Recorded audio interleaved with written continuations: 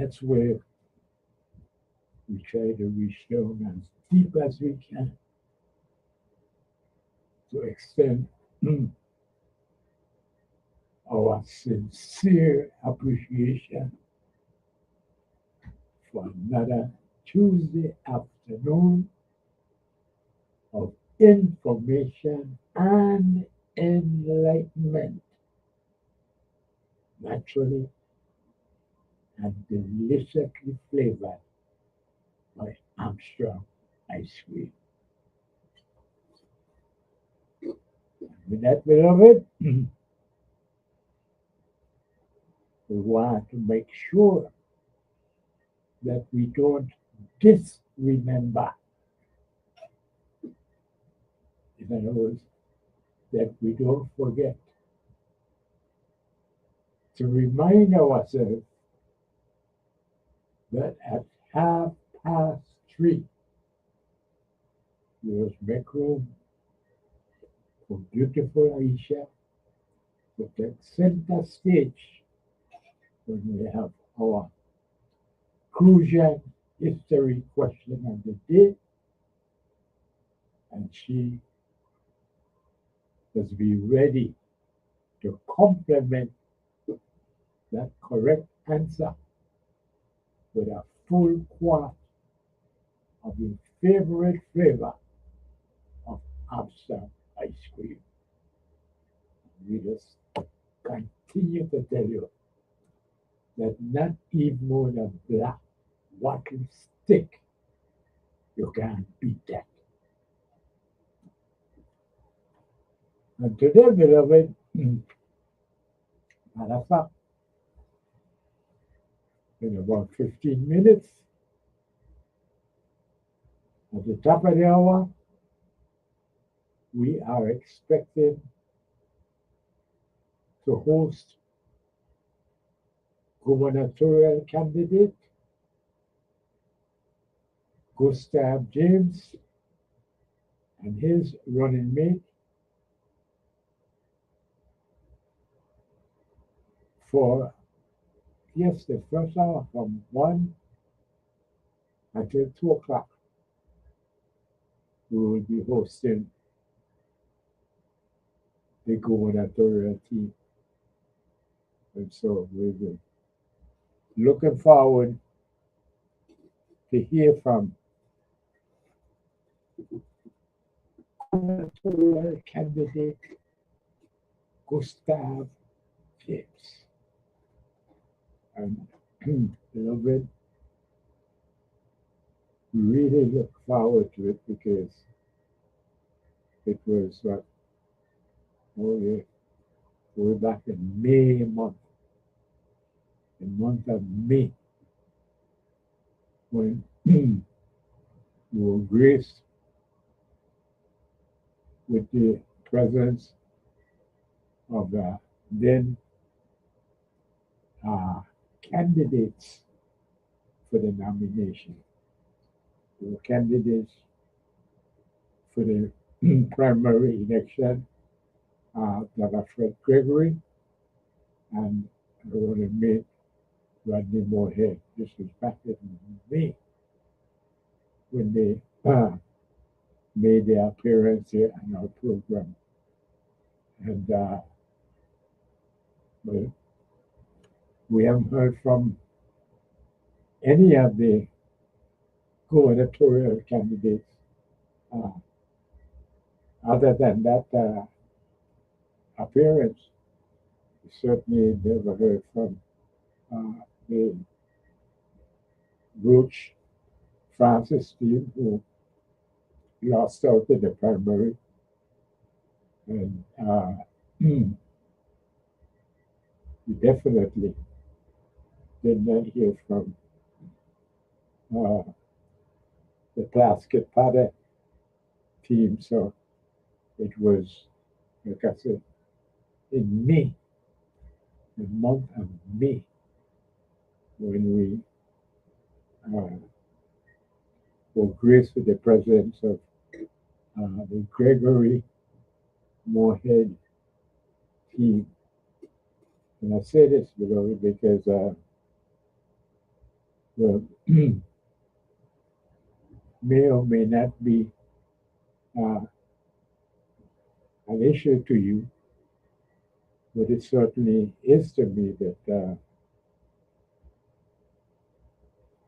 one of the candidates um, had so much baggage, and the primary election came and went, and beloved, you would never even know that yes, one of the candidates for the nomination uh, was, was heavily overloaded, let's say, with baggage. But we never heard anything about it, and I'm wondering that, well, now that the Democratic Party nomination has been secured, and the Democratic Party candidate is the team of Stacey Plaskett.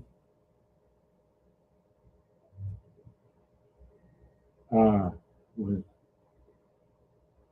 beloved, it's now settled that the Democratic Party of the Virgin Islands will choose the candidate with the most baggage to support, but that's how it is, and we will we're looking forward to see if it will follow through like it started out in the primary where uh, the candidate's baggage uh, did not cause itself to be an issue in any way. And anyway, I, for one, you know, dumbstruck, you know, couldn't believe it. But I had to accept the reality that, you know, you had three teams vying for the Democratic Party nomination. And well, one team, you know, headed by Stacey Plaskett, uh, well, whenever they had, you know, unbelievable baggage issues that, well, I for one would have thought would have been, you know, kind of contaminated her candidacy with the nature of the baggage. But beloved, the Roach Francis team, uh, to the best of my knowledge, uh, did not make an issue out of it. And as I said before, the Gregory Moore ticket, they were here in May, and kind of convinced myself, well, you know, marriage only is May month, and you know, give them a chance to get their feet wet in this campaign, see what is what. And so that's how I viewed it back in May. But beloved, right on now to the first Saturday in August when we had the primary, it was not an issue. Not an issue. Good afternoon. Welcome. Good afternoon. Good afternoon. Welcome. Hey, I got waited all day for this time, sir. Information and enlightenment. Oh yeah. Oh yes. That's one thing you know you're gonna get it Tuesday afternoon. You're gonna get information. You're gonna get enlightening information. I will try this, You know. Oh yeah. Beloved, Yeah, talk to me. remember, the start of the year, the world was it could be a challenging year. That's right. Challenging. That's right. Well, it becoming more and more obvious to me that all Americans don't see the need to help the descendants of enslaved Africans here in this northern island of the United States. I don't want to interrupt you, but I mean it's in just an appearance. I mean I gotta say it's a glaring fact that they don't even want us to associate ourselves with our ancestors. We want to pretend like we just Americans we could be from Nebraska or Illinois, California, New York. We just another American, and we should forget about our ancestors. Yeah, yeah. But then the treatment again, it's like we living in the Gaza Strip. Tell me. Yeah, the treatment is genocide. We don't want to have a sustainable economy. We want to depend on white people. That's White it. people know. That's it. The same people that captured us. Well, I will talk until you wait upon your break because there's a lot to be said according to the opening memo about these candidates and this primary election. Well, I'm going to use the word impetus today. Okay? Okay. Yeah, because they had a celebration. Had a celebration or no, beloved? Well, to be the nominee for the Democratic Party of Toronto. And by God, beloved, the word I hear was just like, it just ring in my ears. I hear the word, well, we're going to continue with this Victory 66. You know Victory 66, do we? This one. This is what it's not. Remember, last Tuesday, I called the crucial necessary question and make it so that we could remember how the Unity Party out of St. Thomas, you understand, just take over the Democratic Party from St. Croix and St. John like nothing. Yeah. You would say it was done impetus.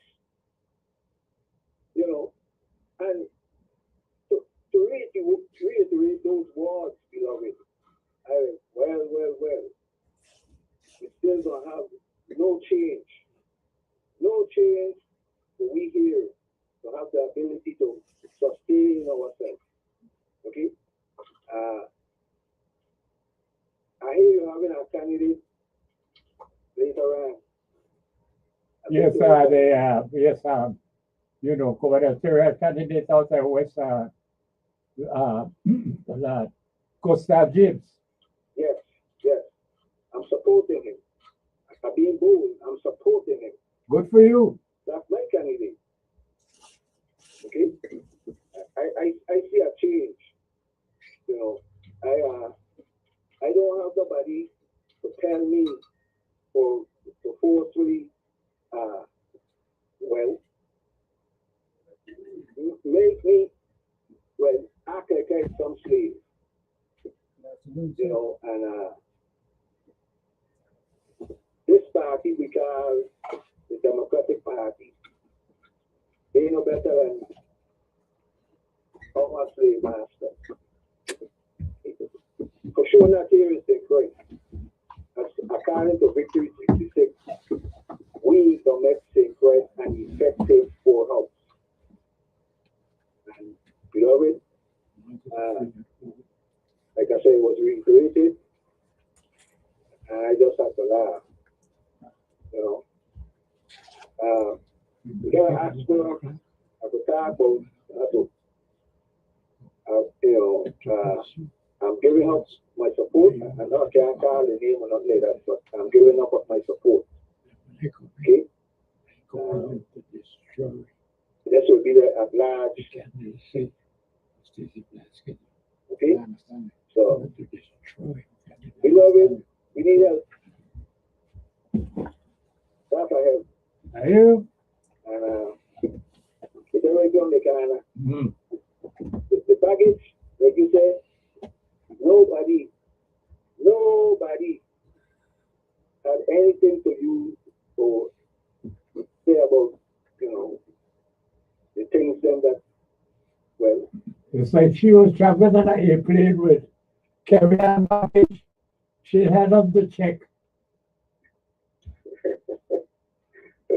well. So,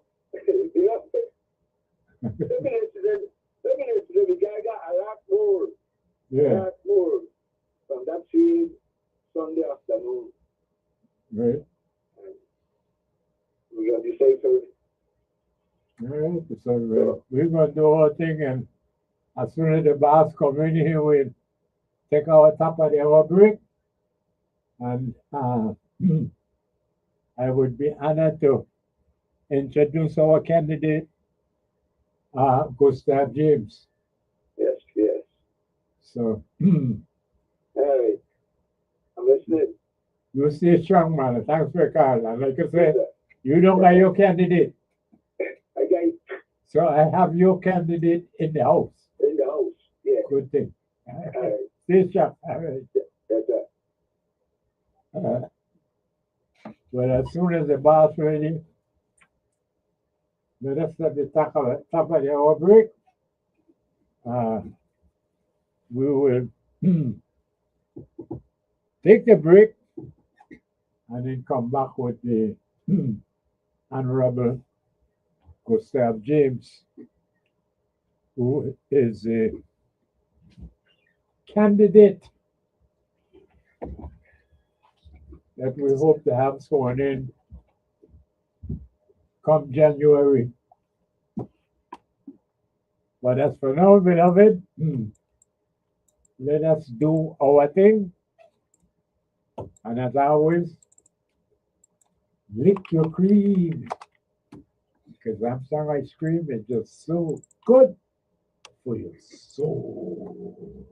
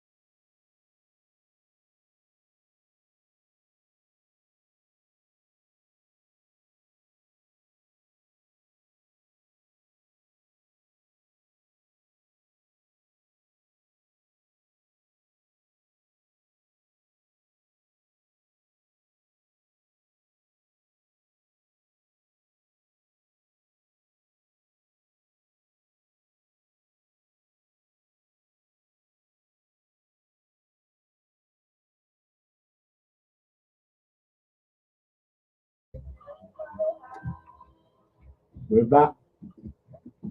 And yes, beloved, as promised, we have in studio the Honorable Gustav James of the Frederick State, and he is our gubernatorial candidate uh, for this November election. And beloved will be here until 2 o'clock, so it's not like we get all the time in the world. I go straight to Mr. James, and I ask him, and says, well, Honorable Gustav James, Yes, sir. why would you like to be our chief executive in Government House? Well, Mr. Moorhead, thank you very much for having me here today. I really appreciate it, and I'd like to say thank you to the listening audience for tuning in. You know, the question you just asked me came to me last year in 2025 when I asked myself who was going to be the next governor of the Virgin Islands. And I looked at all the prospects that I could think of, and I felt like we're likely going to end up with more of the same. And I was not satisfied with more of the same. I really feel like we need serious change in the Virgin Islands. We need to do better. If I was satisfied with what was happening in the Virgin Islands, trust me, I would not be a candidate for governor right now. The reason I am a candidate is because I am not satisfied with how things are going. I'm not satisfied with the way our children are being educated. I'm not satisfied with the economy. I'm not satisfied with healthcare. I'm not satisfied with the infrastructure. I'm not satisfied with public safety. I am dissatisfied with so many of the characteristics of our society, and I feel like these things are all solvable. I feel like we can do so much better by just simply taking control and demanding performance, doing the things that you do when you have to make something work. You know, if we are going to approach this community, this government as a project, we have to look at what's wrong and fix those things. And I feel like we've been going through year after year after year of people not really attacking the problems and not really holding the persons in certain positions accountable, not really addressing the underlying problems that are causing the performance deficiencies that we have. So I am in this race because I think that we could do better, and I don't expect that I can do better by myself. You know, and I want the people out there to understand that. I don't think that this is a one-man operation. I think that, yes, you need a leader. And that's the role I've played throughout my career. I've had to lead people throughout my career, and I think that I can handle that. But we need good people working in this government, making things work right. And so that's why I'm in the race, and I hope that the people will support me, because I really don't think that most of the people out there believe that we are doing as well as we should be doing. So as long as the people out there agree with me that we can do better and that we should do better, then I say come on board with the James Bennett team, and let's work on that. Let's get it done. Thank you.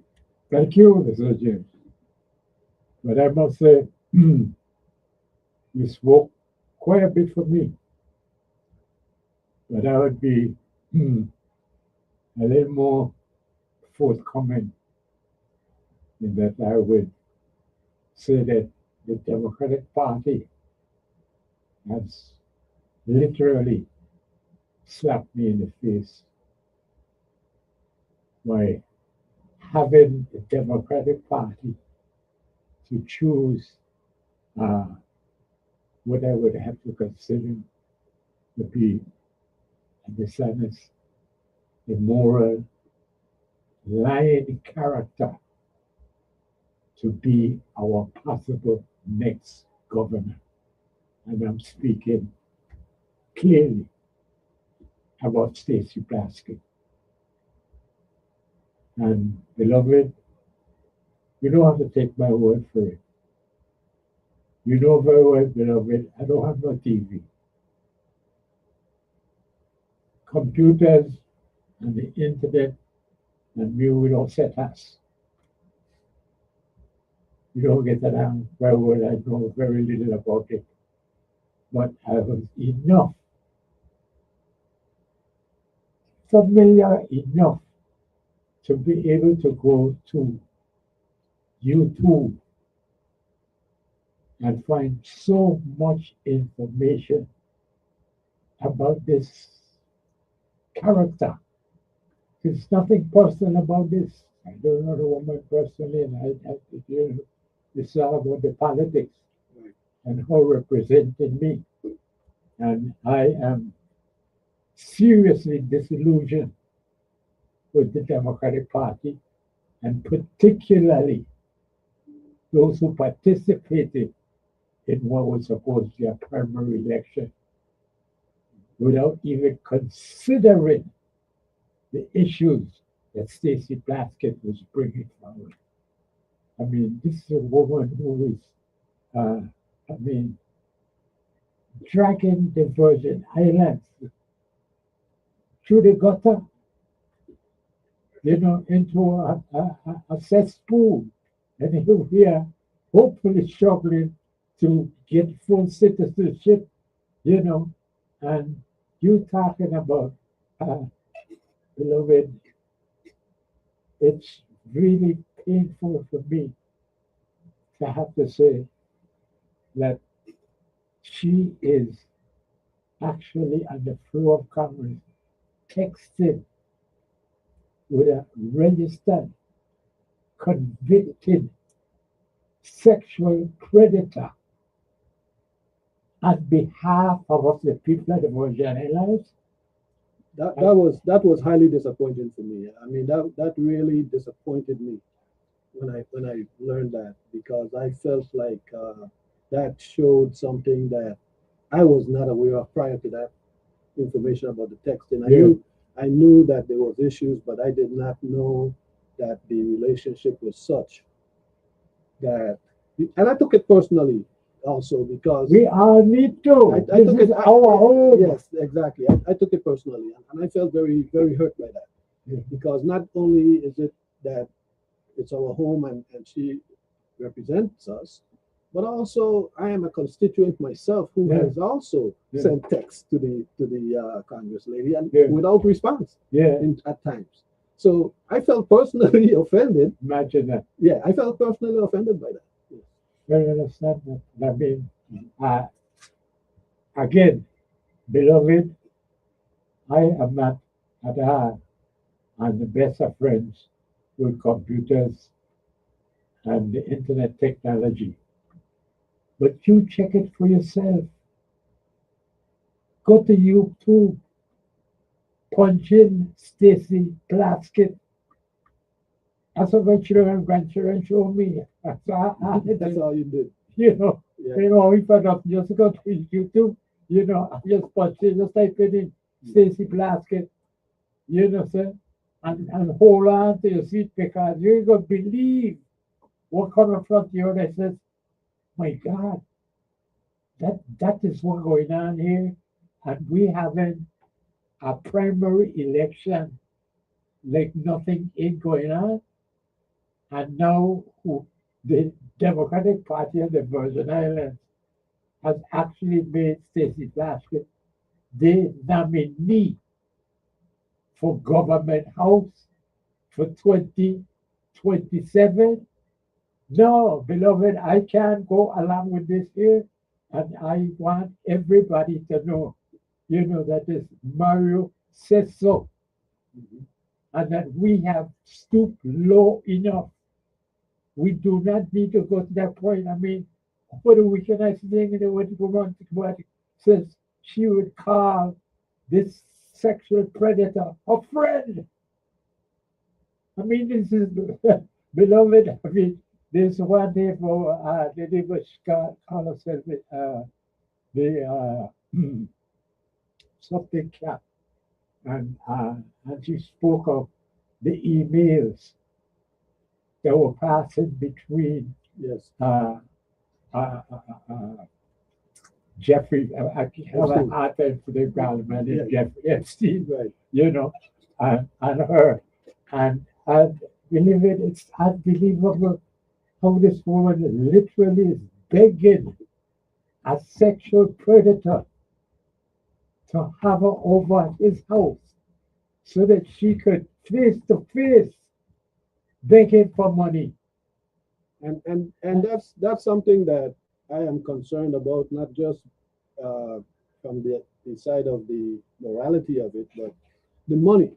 Oh my You Lord, know, man. I feel like our politics have become too uh, tied to Well, big that money. Citizens United thing that the Supreme Court came when you said that thing, But corporations are people, yeah, when but, they does, want to donate $1 million, they could, it's crazy. but is that legal in the Virgin Islands? Though? You say, well, until somebody tests it, Yeah, somebody will have to test it because by my reading, Yeah. and I just had to file our financial reports yes, where it's very specific that no one entity can give you. yeah, Well, it used to be $1,000. yeah, Now it's up to 3,500. yes, I'm not objecting to the 3,500. I could Yeah. live with that, but I feel like that limit exists for a reason. Yeah. I don't think that it's okay for us to have that law Yeah. and then act as if the law doesn't exist. Because Citizens United, like you said, basically uh, wipes out that law. Yeah. And says that it makes no difference how Mhm. much money any entity gives to one Mhm. candidate. Therefore, the one day, Right. the one day in over several years where Yeah. the rich and the poor Yeah. used to be equal. Used to be equal. Yeah, You yeah. know, the Very rich, right. yeah, the rich and the poor used to be Yeah, equal on election day. Yeah. That no longer is No. is the case. The rich and the poor are no longer equal, No. even Yeah. on election day. And we Yeah. know they no longer they've never been equal on Yeah. any other day. Yeah. So now we've lost election day as well. Okay. And so it is a serious problem. Yeah. But I do believe that the Virgin Islands Code Yes. is clear enough, Yes. and that it says that you are not to receive political contributions Yeah. beyond a certain amount from Yeah. any one entity. Yeah. And you know, in the past, certain players, such as Mr. Epstein himself, he would direct Yeah. his associates Mhm. to give this any candidate Yeah. the maximum. So to stay within the guidelines in the past, Yeah. he might contact a certain number of his associates and Mhm. say, each of you give the maximum to such and such a candidate. Yeah. And that was done in the past. But now with what I just read about Michael Bloomberg, Yeah. Michael Bloomberg apparently gave a political action committee, Yeah. Pack. a PAC, yeah, $150,000. We. A Virgin Islands to do political activity in the Virgin Islands, and Michael Bloomberg is, to my knowledge, is not a Oh. Virgin Islander. So I I heard any Bloomberg imagine that. not that here. one. I know his name Yeah. because he was once the governor of New York City. I Yes. mean, the mayor Yeah. of New York City. Yeah. And And then the Bloomberg News. right, and he's a very very rich man. Yeah. One of the- influential. Yes, one of the richest people in America. Yeah. However, he's not supposed to outweigh me and you Mm-hmm. in Virgin Islands voting. Like You you know. said, not supposed to. Not supposed to. You know. He's not supposed to. But this is what happened. And this is why, Mr. James, I am so passionate about this case of really destroying the candidacy You- of Stacey Plasky. You just don't want to see Because- that happen. I've spent my adult life. If I make it to the end of November 30th, I'll be 87 years old. Wow, that is great. Right. I Congratulations. spent my adult life defending the legacy of people like Queen Grefu from St. John, Okay. Queen Koswea at St. Thomas, in St. Croix, Buru, General Buru, Admiral Martin King, People who laid down their lives. Queen Mary. Yes. I know that we have to go to, like, J. Peterson, G. Button, who actually put all the bagages and all the places when the button on the place we didn't get you know, our emancipation, Yes. you know, David Hamilton Jackson, you know, brought us together to let our ancestors know that, hey, the productivity of the land is in our people. We need to harness our people. Yes. How now? You tell me. Because I don't think Ceci Plaskett would know who Gateway James is. I am honored, you know, feel respected to just be able to host Gateway James' grandson. As you pointed out, you are so troubled that you have to offer yourself to lead us as our chief executive. She returned Gateway James. But he did hard work for this Santo Domingo, for Lagrange. These people, I mean, who are we? When we are going to stoop to the point, this is what is so troubling to me, Mr. James, that we got published as a candidate. And now they passed the primary that you, the Democratic Party's candidate, a registered, convicted sexual predator. And it's all over. You told me there that this woman is doing everything, you know, to actually to befriend this man. And from the Economic Development Authority, she went to work for him. For the law firm, yes, that served him, yes. Yes. Mhm. I think the woman But she was also she was the lawyer for the EDA when he had to get his they got renewal. over $300 million Yes. in tax, so-called tax incentives, without it having a business in the Virgin Islands. You What know, business did they have in the Virgin Islands? well, they claim that there was a business, and that business was some kind of financial. But Mr. James, this is what I'm saying. This Yeah. is why I'm out here to destroy this woman's candidacy. Because she is, as I have seen my last days, she is destroying my ancestry. Mhm. This is what my people fought for, the resistance here. You to come here, you know, to join hands with a convicted, registered sexual predator.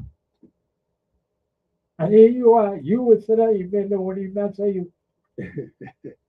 Well, that is true. That is true. What is And going on here? that's what happened. What And kind of version That's do why we I took have? it so personally. No, no. We got the wheel and come again. Yeah, we do. And you know this thing of Epstein during the tenure while she was the lawyer at the EDA. Yes. Epstein was pled guilty in 2008. 2008, yes. He was sentenced Went to jail, yes. to 18 months. Yeah.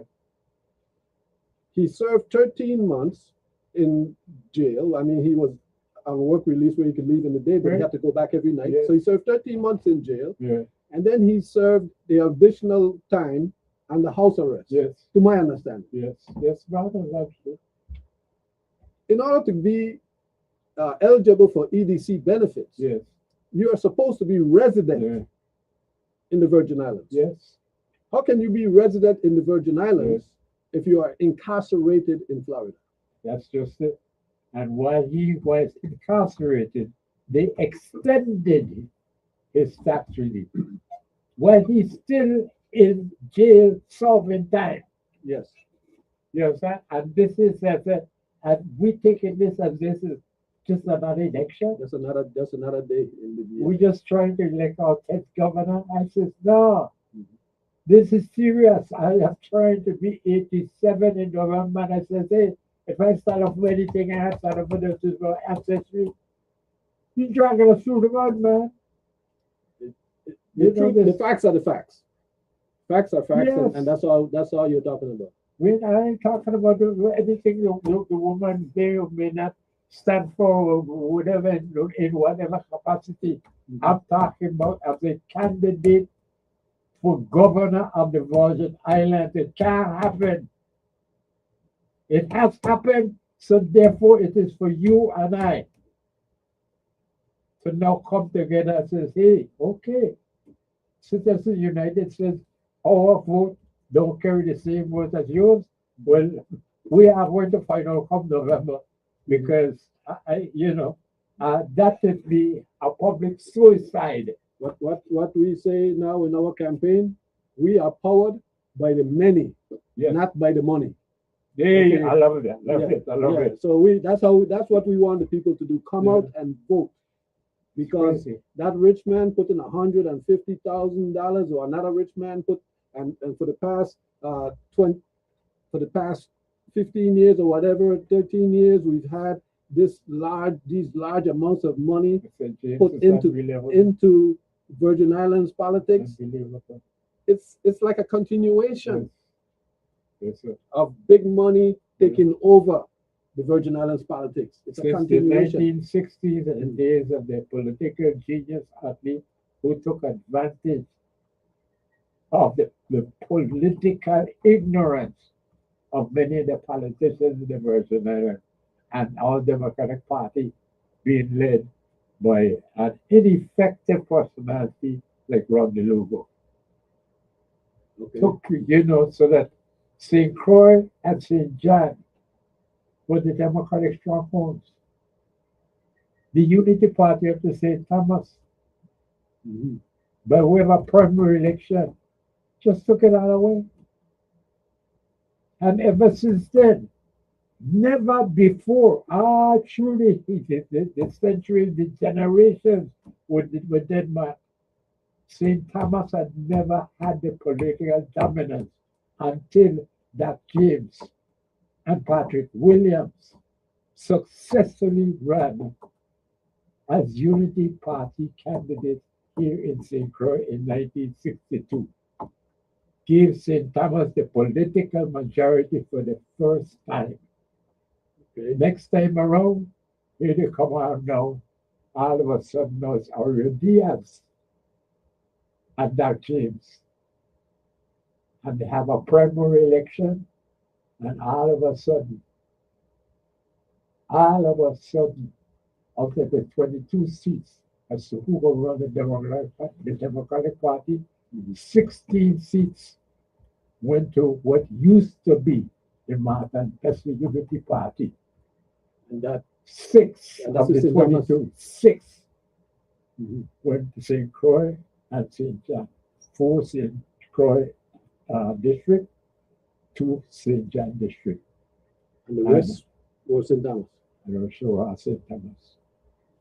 The 16 positions to St. Thomas, the 6 to St. Croix and St. John. What was the breakdown of the 6, council? 5, 11.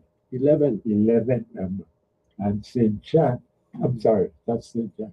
St. Thomas had one Democrat, Bertha Bushota. Okay, but But they got the 4 at large. Mhm. So they were 6 to 5. Okay. It was a narrow majority. And this is how they, and ever since then, they have been running our lives.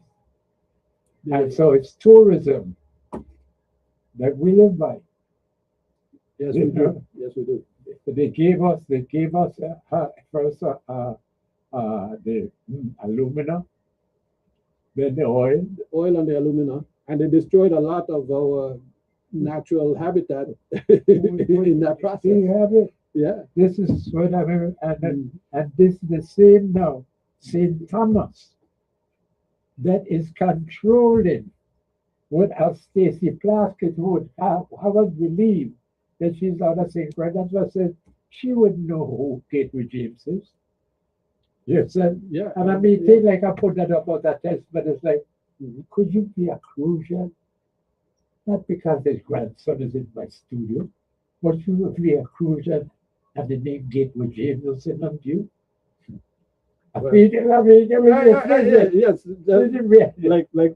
Like to say like your grandfather or your father's name. You know, this is they what- mean something to us. When this I is hear what- Alexander Moorhead, This is it why means a lot. This is why I'm speaking this way. Listen, it's like, I mean, hey, we are on the brink of the abyss here. we cannot allow for this candidacy, you know, to be successful. I mean, what was wrong with us? And that's Who why are we? we are in this race. We are in this race to give Thank the you. people Thank the you. chance to vote for people Yes. of the Virgin Islands, to vote to make the Virgin Islands a better place for the people of the Virgin Islands, not for the big money interests, not the money, the many.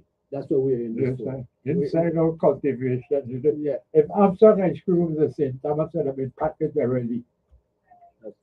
Here we are, you know, mhm. asking our local, you know, politicians, would you just sit with Armstrong ice cream and see what it would take to just have Armstrong ice cream packaged? It's something I we should mean, do. It's something we should it- definitely do. I mean, in a few years, this thing could be $1 billion industry. It could be. Just ice cream. And the uniqueness of the flavor Thank you. is something that will be, will spread across the world. And I mean, Could- it's, could- it's could we- survived over a century. And we would have to grow enough soursop, okay, and gooseberry. You know what I mean? Yeah. If they could produce enough ice cream, because we would have to grow the soursop right. and the gooseberry Thank to you. make it happen. It would be an industry for the whole island. It's inside our cultivation, That's right. you know, and That's I've had because every Tuesday afternoon at 3:30 we have a crucial history question, Okay. you know.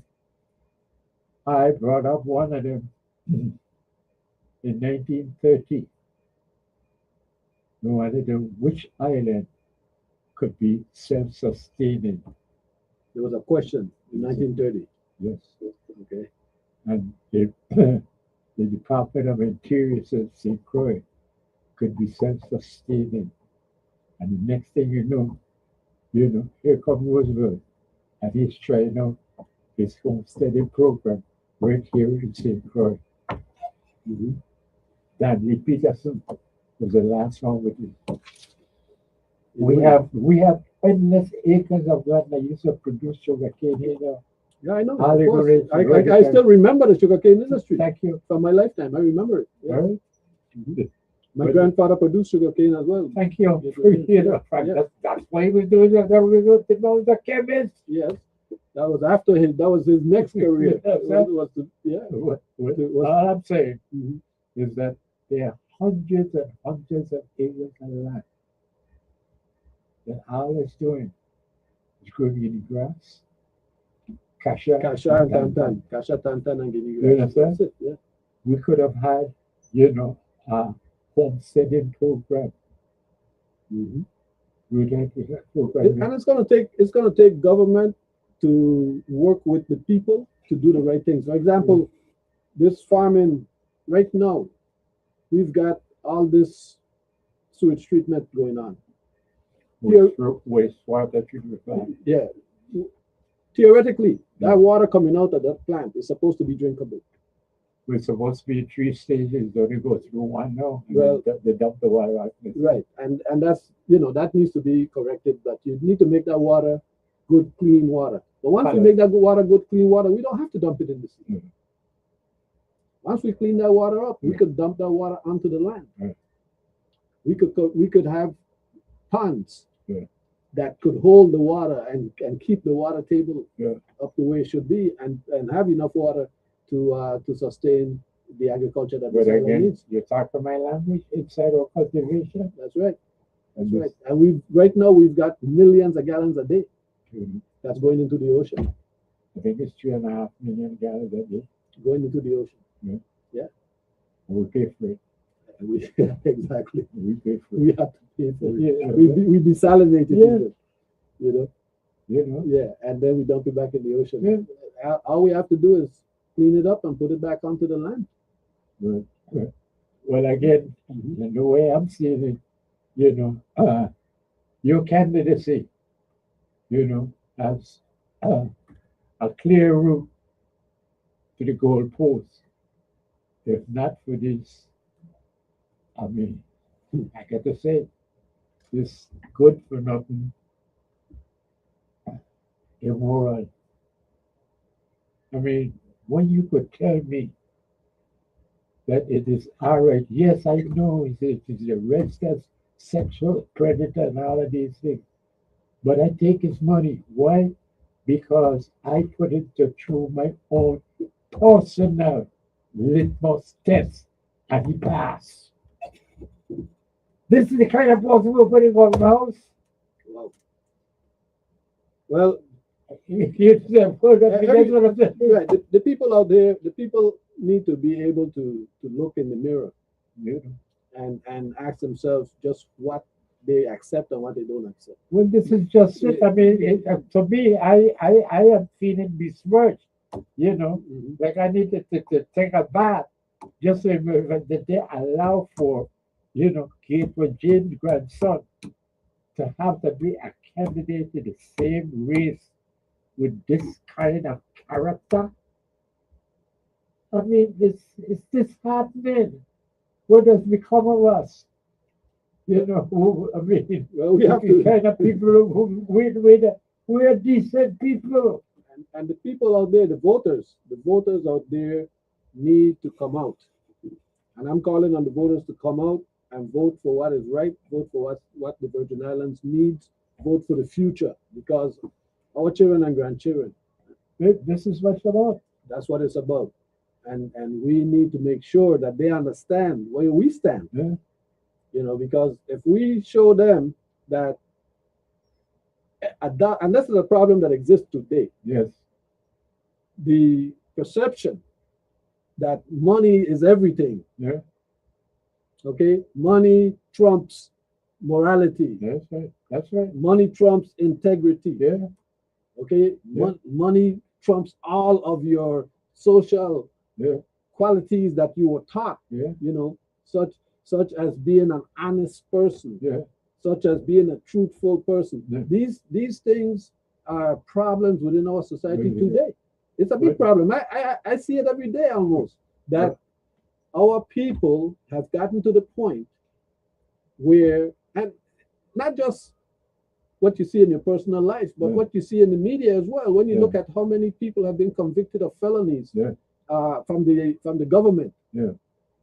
You realize that somehow our society Yeah. has lost its way, in the sense that we now will take money Indeed. Indeed. over anything. And that is why I said we draw the line, because we are on the brink of embassy. We cannot elect Stacey. I have a difficult time with the woman's name. You understand? Yes, Because I mean, it is so troublesome to me a little bit that, I mean, we could actually elect Stacey Plaskett governor of the Virgin Islands. And I mean, again, go to YouTube, just punch in Stacey Plaskett, see it for yourself. Well, how this woman is dealing with this is a convicted, registered sexual predator. She's going to his house. One of the things, I mean, why, beloved, you think you could get Stacey Plaskett's personal cell phone number? well, yes, I could get the number, but can I get an answer? Because this is just it. I read in they just have 4 dates. 4 dates. Phone date. You got 4 dates when she and Epstein have time to chat on the phone. When they don't take out from anybody else in this period. This is the kind of this is the kind of people that we look at to put in government house. Like I said, we have come to that point where people think that money is more important than anything else. I keep telling them this is this is Mariam like this up. Mhm. This is somebody who's registered a convicted sexual predator. And beloved, and I mean, we have the kind of party going around. Like, like nothing like that never happened. You just had a primary election. you know, as if she's, I don't know, she's some special candidate sent to us from somewhere because nobody mentioned the reality of the lies that she's putting forward. Telling us, beloved, you could see the emails between her and Epstein. and also others in the government. I mean, including Cecile DeYoung. I again, Yes. and other politicians, and I'm Yes. trying my best, you know, to keep it narrow to her because this is about this getting in our government house.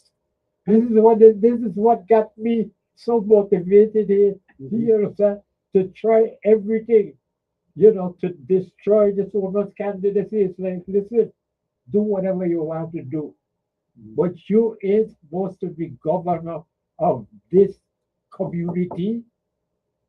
You know, no, you will and come again, man. And you know, we the people, like you say, think of our ancestors.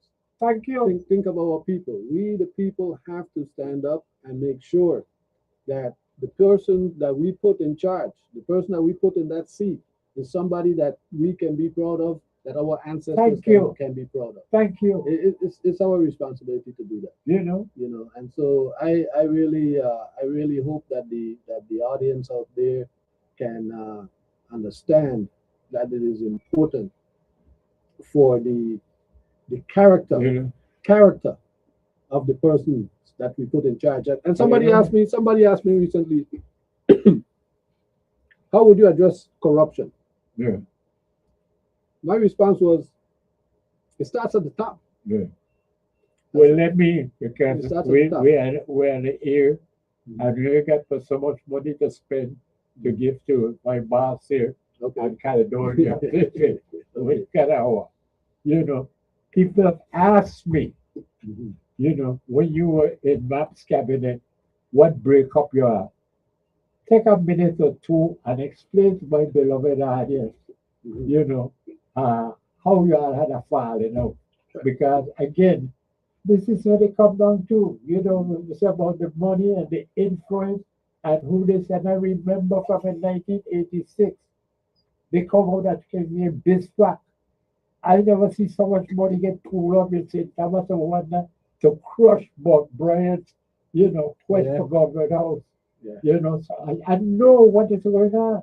Right. You know, so take off the two with me there because your time. No, So let me let answer. people Yeah. know, you know, Yeah, let me answer. how because- you and Mapa the falling over Well, this. we didn't have a falling out in terms of our personal relationship, but we had a falling out because I decided that our differences meant Yeah. that I should resign, being that he was the one elected by the people. Right, So I didn't think that I could ask him to resign, of course. right. Therefore, I chose to resign. But the difference came over.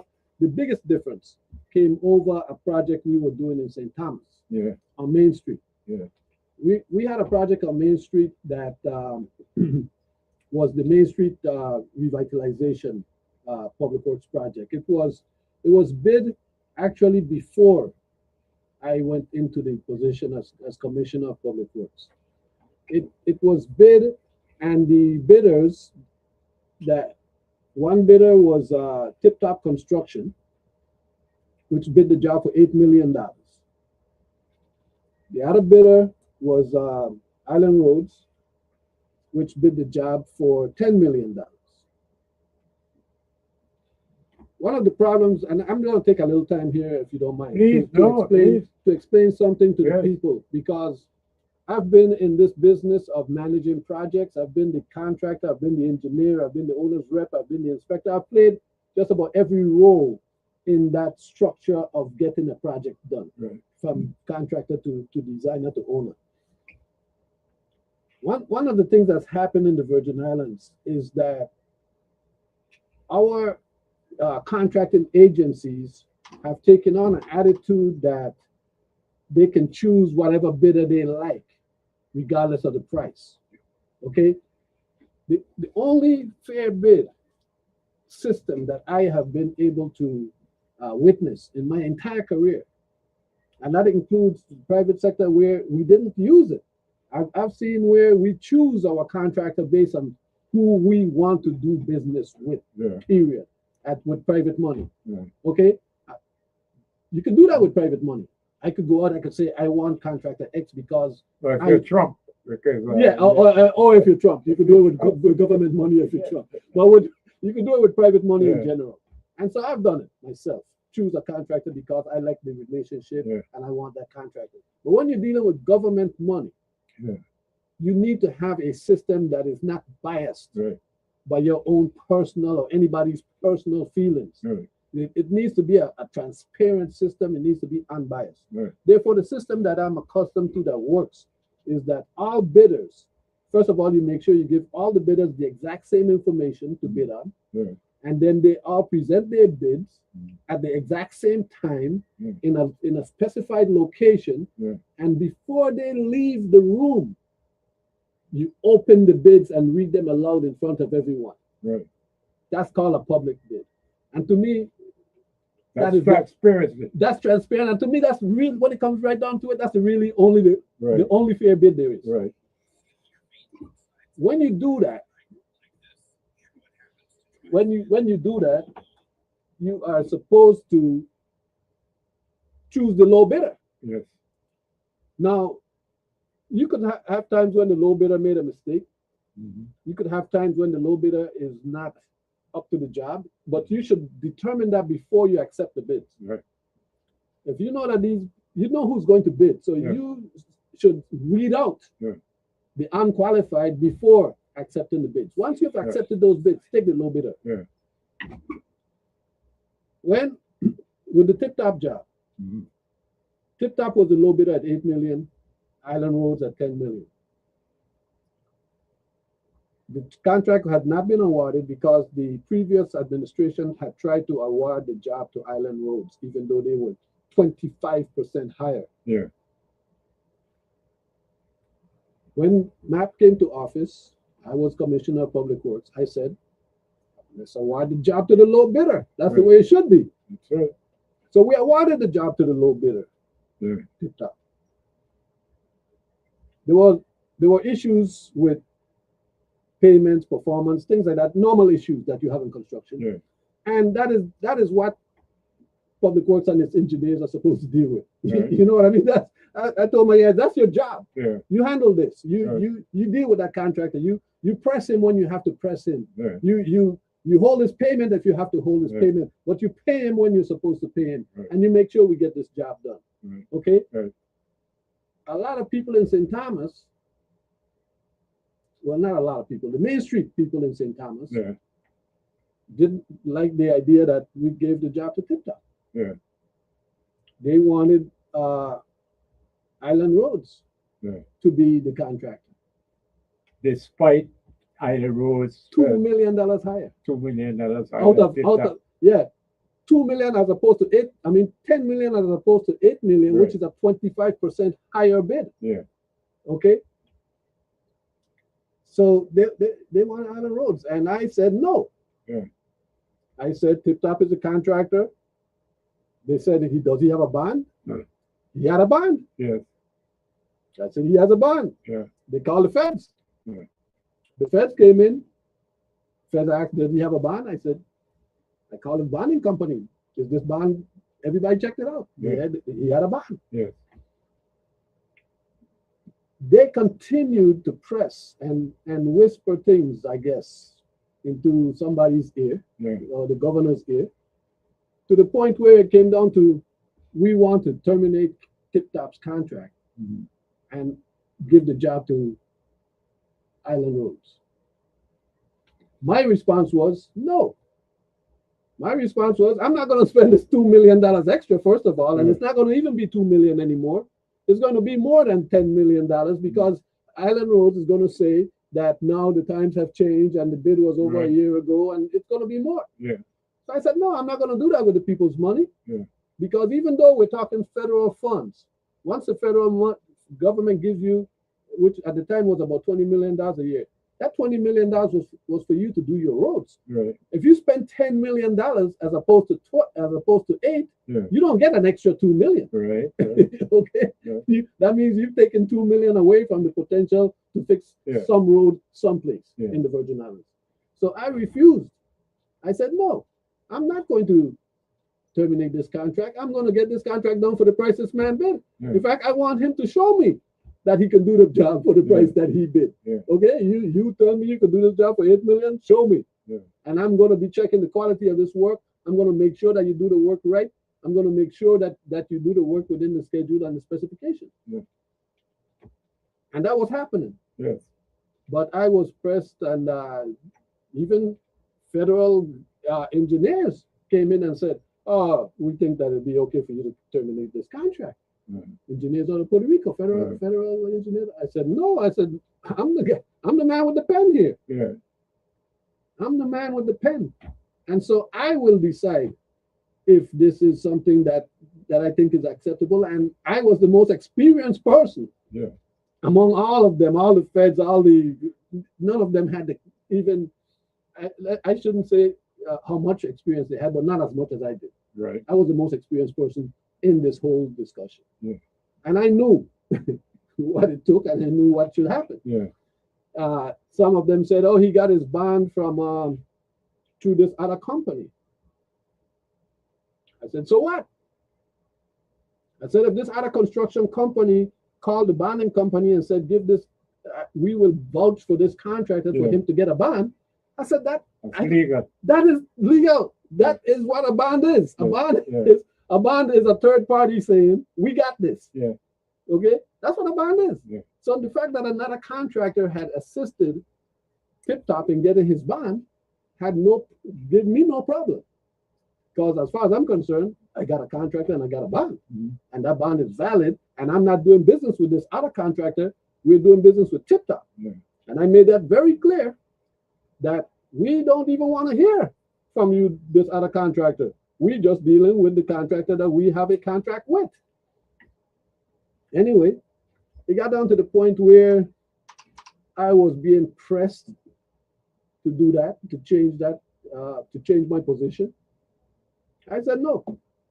And after the last time of the discussion that it didn't seem like it was going any other way, I submitted my resignation.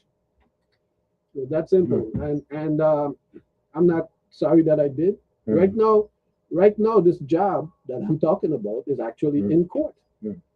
Right now, because Tip Top was removed after I left office, and then he sued the government. They sued the government. So that lawsuit is still in progress for the government. But to me, it's about, like I said, it's the process and I think that process has been disturbed so much throughout the Virgin Islands that you very seldom hear of people going into a room and reading the bids aloud and the low bidder walking out with the contract. That is almost non-existent now. You know, now we've got this gigantic contract they're giving out to people and calling them some kind of group contract where they say you are a great contractor, whoever you are, and we don't even know who you are, where you come from, you know, but we're gonna give you $10 billion here for you to distribute as you see fit. That's not the way it's supposed to be done.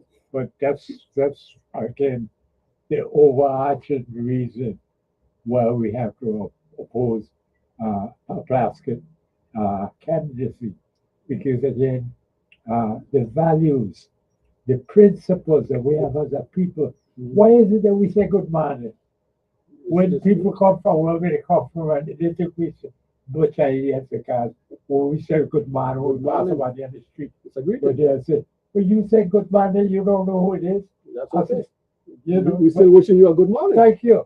We still wish you to have a good morning while you're here. Well, this is what I mean by we've been on the brink of the abyss of this thing, because again, we throw away all of these principles.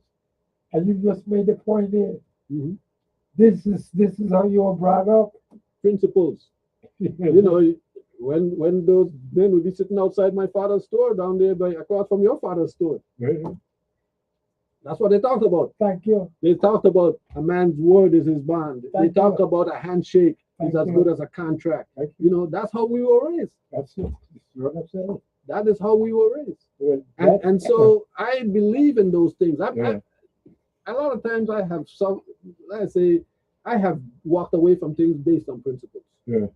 I still believe Yeah. that principles are very important. Yeah. And I'm running for office, but I am not willing. Mhm. I'm not willing to sacrifice or Yeah. compromise my principles. Yeah.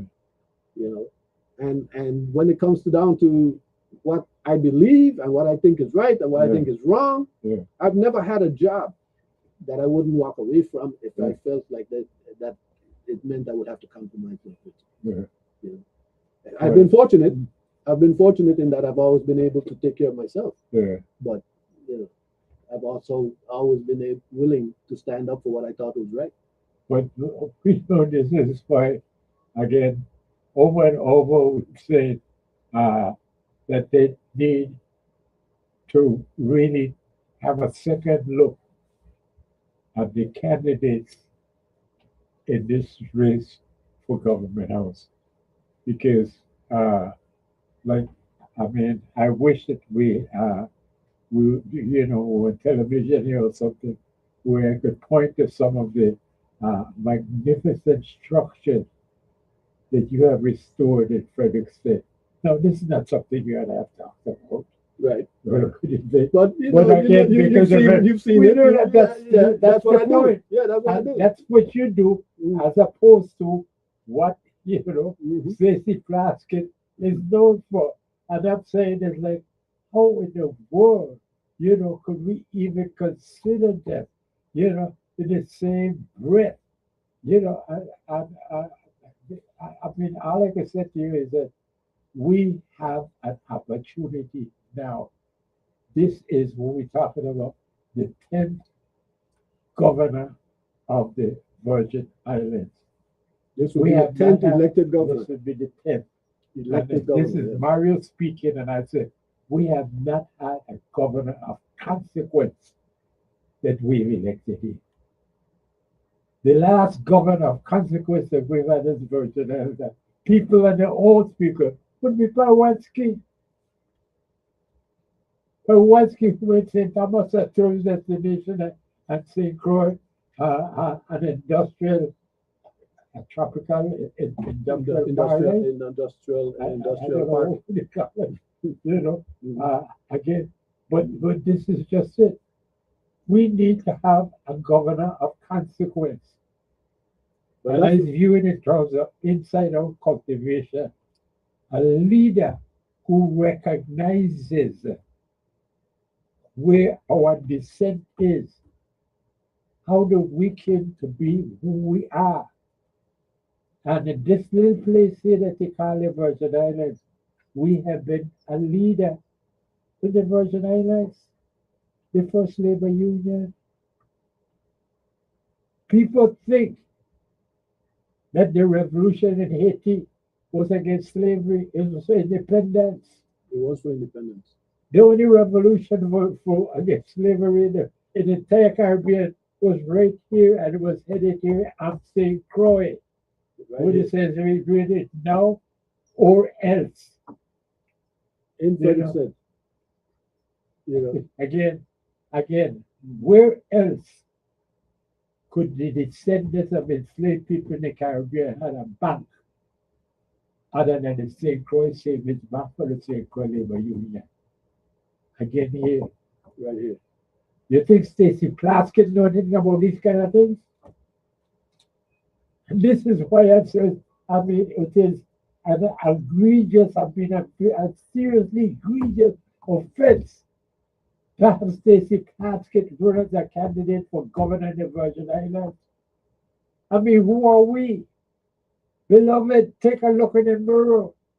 Wheel and come again. Look at the history that we have had.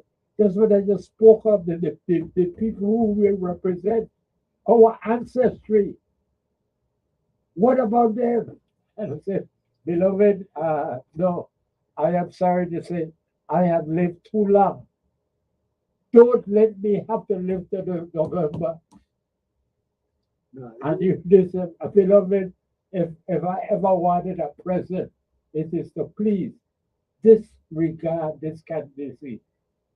You know, this is not legit. You understand? This is the puppet of a registered. I mean, Well, your passion on this subject is real.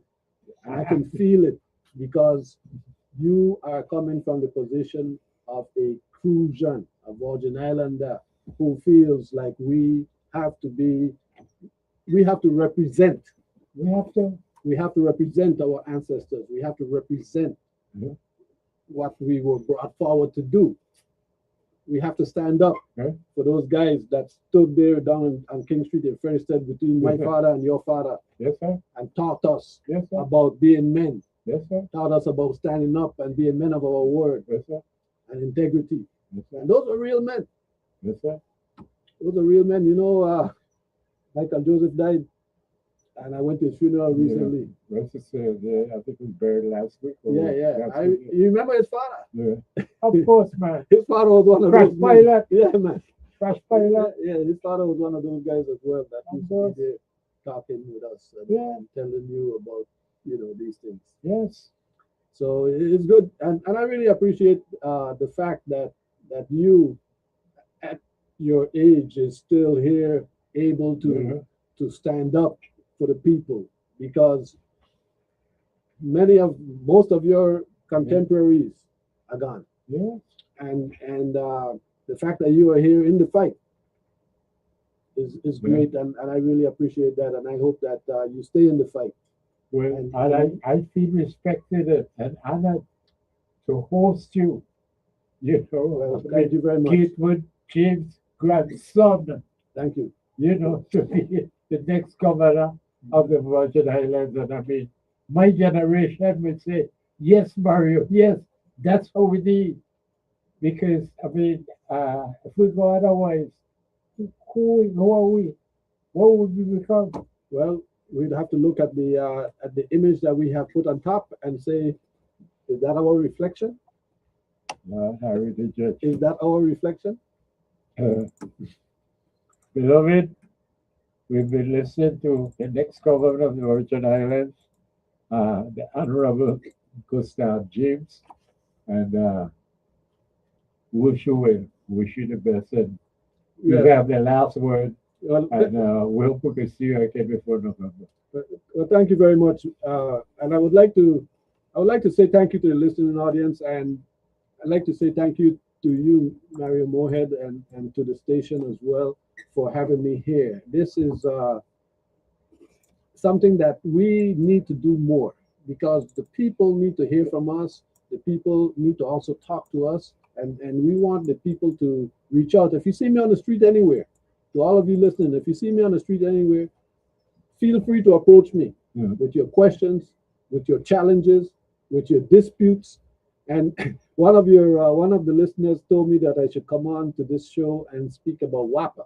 Yeah. And so we'll have to do that on another We look forward to it. But I would love to do that as well, because we could do much better. You're than an that. engineer. We know you could do better, but we got to get us work with in your way. Yes. At the brink of this abyss, we need to get rid of that. We cannot have that candidacy in a way. I mean, no, You are can't the, happen. It can't happen. you are the elder here. You are- I would speak as an elder. That's right. And we have to listen to the elders. Thank you very much. I don't mind. Vegas for Good afternoon. access code. Please hold for us. Hey, you still here? Hello, So we just lost him. No problem. All right. beloved, lick your cream, because Armstrong ice cream is just so good for your soul.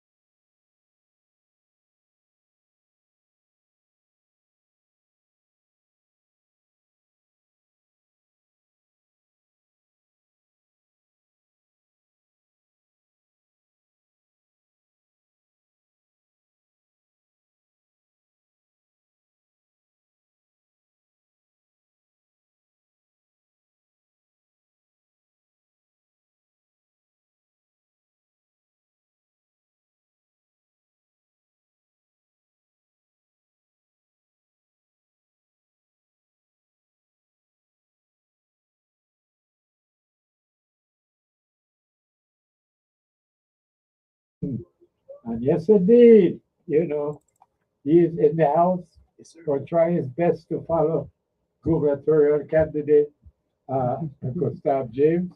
We have the physicist, Gustav is on.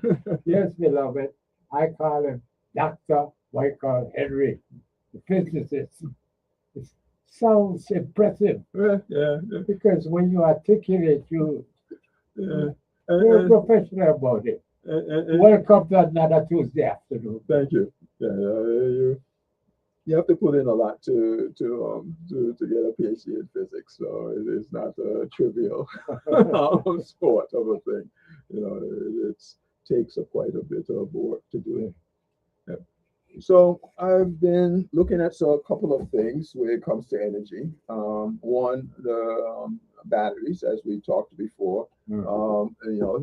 With us being in a hot What climate. I'd like to point out so that you can be more pointed with your discussion as to enlighten us. Because a little bit of research that I did, and really it's been a little bit, is that candidate Gustav James is all about the solar panels Right. for WAPA. And he seems to have an answer to the problem of the cost of the batteries that solar panel requires. So I would like for you to, approach it from that angle there, because everything that you told us of it is, yes, it would be a good secondary matter for waste the energy and others. You kind of blend these things here. But he seems to be pretty committed to the solar panel and to have an answer to the high cost of the batteries and maintaining these batteries. So talk about that. Right. Talk about that. Rob. So and to be straight, I am for panels also, but just not for the batteries included. And it's because the batteries tend to not last long, as long down here than they do in the States. So the numbers that they're giving you, I am not. I don't think that those are going to apply. They generate those numbers for, use in the States. So I've been doing a little research, and looking at the Tesla batteries because that's the most popular ones, and those are sort of the newer ones. So I looked at those, and the Tesla gives you like a 10-year warranty on them that you will have up to 70% of your battery. So it's not 10 years doesn't mean it's going to be like when you got them the first thing. They're going to degrade by 30%, and they guarantee the batteries for that long.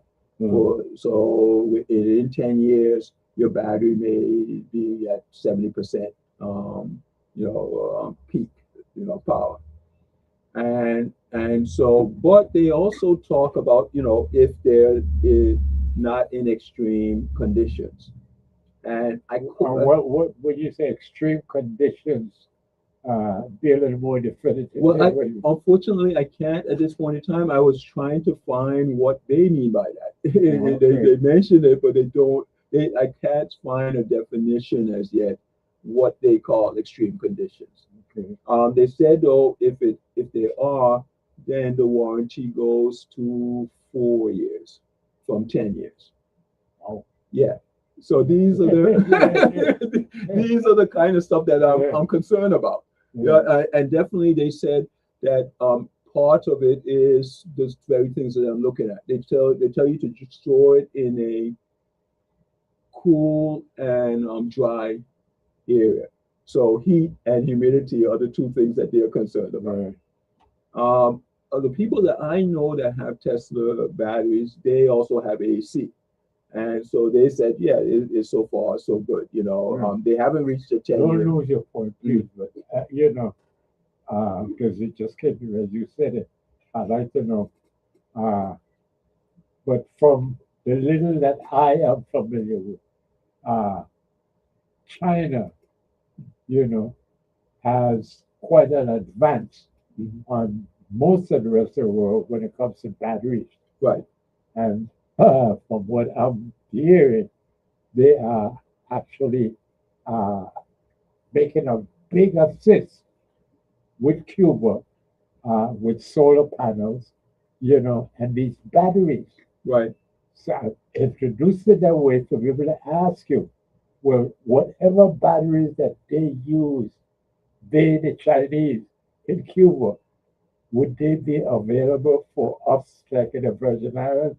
Or they're gonna say, well, like, no, we can't purchase because from China or something like that? I don't know if there's any um, restrictions on Chinese batteries. I know there's a number of things like you can't buy Chinese drones. That's been for years now. You can only have them repaired, but you can't buy any new ones. So I haven't heard anything about solar panels or batteries.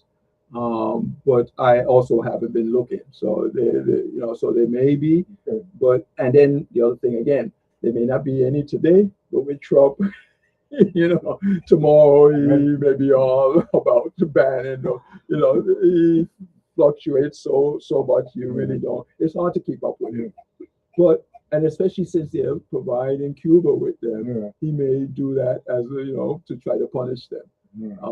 But I can't say I've heard of any, so I haven't been worried so far on that respect. But that may become an issue.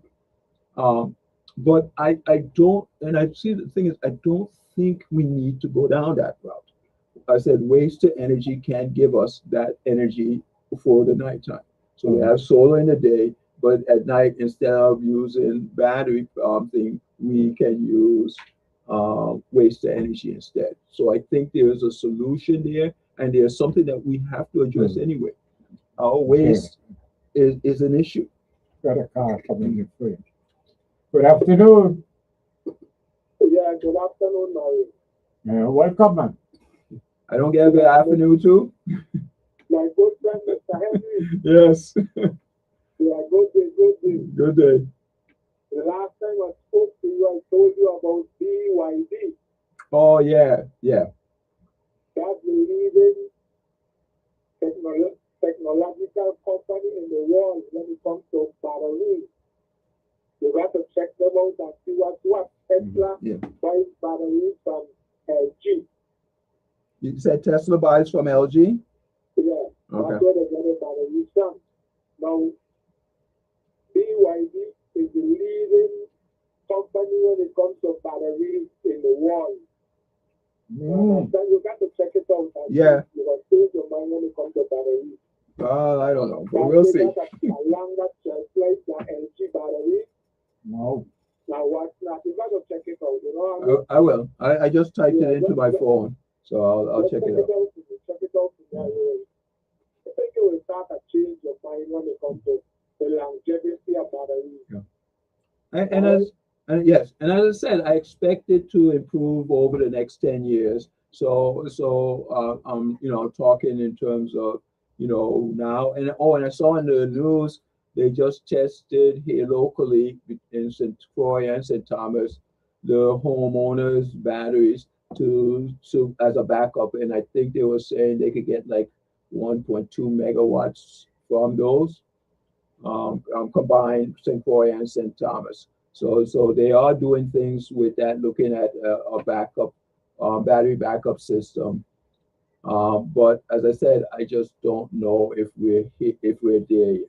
I think we will be eventually, but I just don't. From my research and looking at things, and I haven't come to that conclusion as yet that we're at that point. And I believe on this side, we got to give China a chance. Let us check them out, and you will see the difference between China and America with technology. I do. I've been keeping up with that. Well, let me ask you this: in terms of what China is doing with the solar panels in Cuba, would we here in the Virgin Islands be able to benefit from whatever kind of batteries they are using in Cuba? I'm sure so, because Similar Students with the temperature. same- how was it say? They have the same temperature that we in the Caribbean.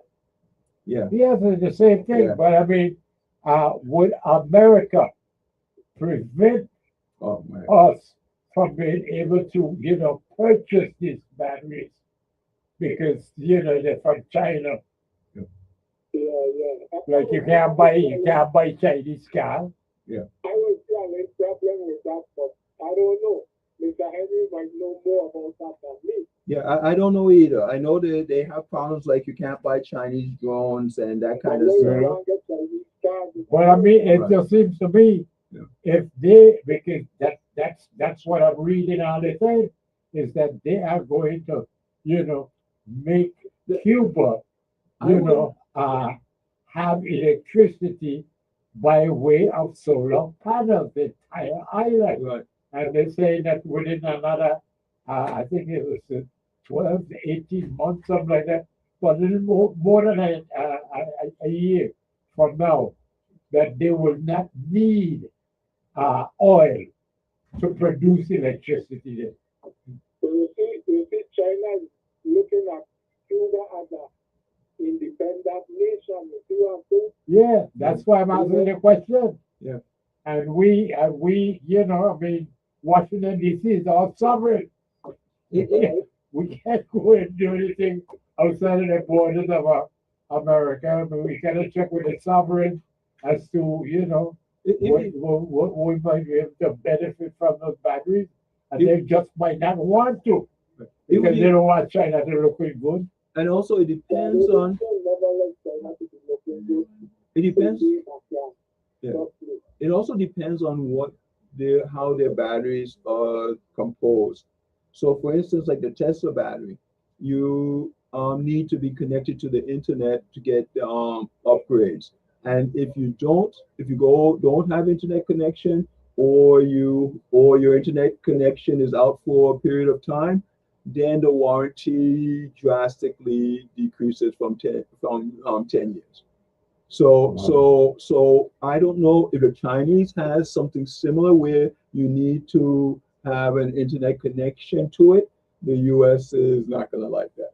I would say that if it's a standalone, kind of a thing, like a car battery, it'll be kind of hard to make an argument against it, against us using them. Yeah. But again, Trump, Trump is Trump. You could get mad at China and tariffs, or put tariffs on their batteries and their solar panels, Yeah. making them, so you just don't know with Trump. Yeah. But Mr. Henry, I believe at this rate, you got to really check out China because listen, these people ain't playing. BYD, build your dream. I've been Your dream. I've been paying attention to China since I was in grad school. I had Chinese students and stuff in my classes and stuff like that. So I've been paying attention to them and what they've been doing. And and a lot of people back then thought, oh, Chinese are so smart and stuff. And I found that they're just people. If I studied, like there was a group that used to be in the library all the time. Every time I went there, they were there, about 5 of them, and they were in one of my classes. And at first they were making better grades than me. But then I started to go to the library just as often as they did. And I started making better grades than they, and I found out they have, like, they come from a school system. They have school 6 days a week. But they only get 1 day off. We go 5 days a week. So they're used to studying more than we do. And they're also used to studying in groups. They would have times where they would do group study. So that's why all 5 of them were in there. And I found what you would have is one A student among the group. But because all of them are studying together, all of them got A's. And so. But Mr. Henry, I know you are very good resource and sector. You got to turn your face towards the east and see where they got to offer. Right. Okay. All right. We talk. Okay. Thank you. All right. Good stuff. All righty. But even like the iPhones, they're made in China. Good afternoon. Yes, sir. Good afternoon. Good afternoon. Thank you for your patience and welcome. Yes, no problem. Thank you. a question I have if it is interest, then but I didn't hear it. It's I read somewhere about where I believe it was the Canary Island, or it's it. Anyhow, the point I was trying to get to is that this particular island is 100% renewable energy. And one of the things they utilize is what they call a water battery. You familiar with that? A water battery? No, not by that name. Well, okay, it sounds like something strange, but really all it is that they just use a reservoir. They would pump water up to a reservoir on a solar power, and after the sun is gone, they release the water through a turbine and create electricity. Yeah, I'm familiar with that. And that was one of the ideas I had for us too. That would be a way, so you wouldn't need the batteries. You have the solar panels, and you use that to power your pumps to pump the water up a hill, and then at night you let the water release the water, and it comes down and it turns your turbines producing electricity. And I've heard of a place, I think a place in Japan does that also. Right. And I think that would be really excellent for us. I mean, the only drawback is like, I think the best use of the best water would probably, well, Water. It could go different. Because if we was to build a reservoir utilizing the wastewater stream, then we could have a freshwater system that we could use, as opposed to trying to use seawater for the to generate power. But seawater is extremely corrosive. Yeah, but they have generators, I think, that they use in the ocean. So I think that there are ways that you can deal with you just have to basically keep the stuff painted, the metals painted. Yeah, you have to use different coatings. Right. But if we could utilize the wastewater stream, which is the 3 million gallons a day, over a period of time, we should have enough stored up that we could, run a particular system like that, because it would pretty much be the only problem is that water is not very energy dense, so it would take a lot of water to get the kind of megawatts. And so the question is, where would we store it? Where can we make an artificial lake? And it has to be, again, elevated. So that's where you get the energy from, gravity pulling the water down. Yeah. It can be, we can go to tankage, and like I said, we could just have a reservoir. But even a tank, you have to have. Actually, right, we almost have all that infrastructure in place at this point in the form of Creechy Dam. Yeah, I thought that's exactly what I was thinking. That because you have the hills there and you have the dam already, so that's exactly what. And I said this is like 2009. I said I explored all the different possibilities, and that was one of them. And I was like, yeah, but it would require us to either dig out a hill or, as you say, put a large tank. Either way, it's going to take up space. And but it's something that is possible, something that we can do. It's going to be kind of costly, but you get your money back in time. But that's one of the things that I think we should look at. But I can't get WAPA to move to natural gas, so I think that is something, a bigger battle that in the future, if we start moving and start thinking, that's something that I kind of put to, well, maybe later in the future, but baby steps, if you like. No, I was just saying, changing over to natural gas, that shouldn't be too difficult of a conversion. But it's been taking me years for them to move towards it, and they're baby stepping towards it. They went to propane, and so getting them to move even when they realize that it's a move they need to make, they still take forever to do it. You know. Yeah, it's just a matter of them changing like the orifice plates and just changing the Well, the storage is going to be, fuel storage. yeah, that's going to be the biggest The change. storage would remain the same. Yeah, well, no, what propane is, you don't have to cool. Natural gas, you're gonna have to cool, and so that's going to be probably the biggest change from going from propane to natural gas is the cooling and is the storage. Yeah, Yeah, and maybe if by then if it moves to the South Shore, right. Well, that would make use the existing storage that's over in the refinery. well, and also as I said, I think the last time I was here, that the Ocean Point says that they are doing natural gas ship-to-ship transfer. So they already have natural gas on our South Shore being transferred from a big ship to a smaller ship to go to other places in the Caribbean. So they are already kind of moving in that direction. I don't see them saying, "Oh, well, we don't want to do any storage." If WAPA says they want to do this, I'm sure Ocean Point will be happy to invest in a storage facility there. You know? Yeah, so I mean, we will pretty much have all the chips here to go. Yep. And the money to do it. Don't forget that. We have plenty of money to do this.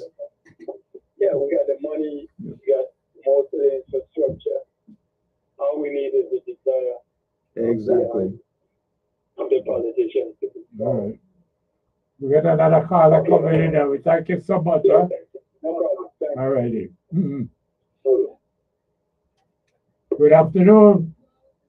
Yeah, Welcome. yeah. Tell me something. Do you listen on a regular basis to Farrakhan? No. Okay. Let me ask another question. What is the correct way to address it? As we said, to put hard look on his name. Farrakhan? Yeah, I mean, Minister? Minister Farrakhan is, I think, would be the appropriate title. Yeah. Okay. So Minister Farrakhan, I was listening to something you were saying today, and it's something that I have asked many times. I'm sure a lot of other people have asked.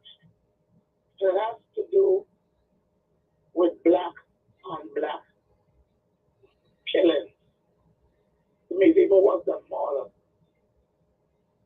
And we have so much of it. And the Virgin Islands was such a small place.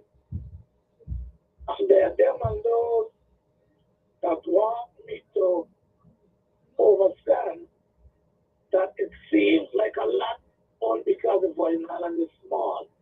I think that's ridiculous. One would be too much to me.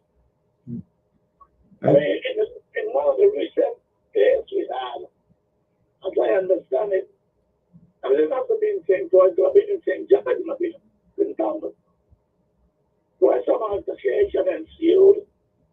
This guy take a gun, shot one brother to death.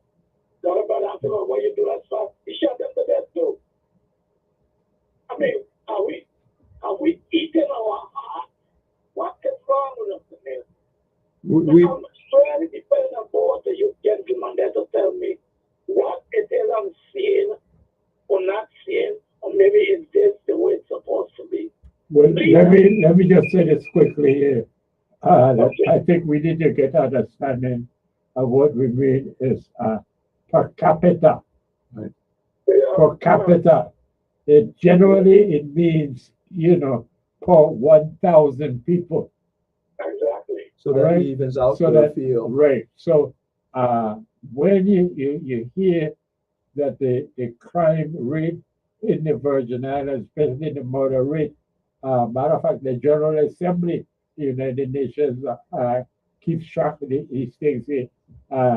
And we, along with the Turks and Caicos Islands, per capita, have the highest murder rate in the Caribbean. meaning per 1,000 people. So that, for instance, what is Jamaica or Trinidad, you're talking about, after a million people, or Puerto Rico.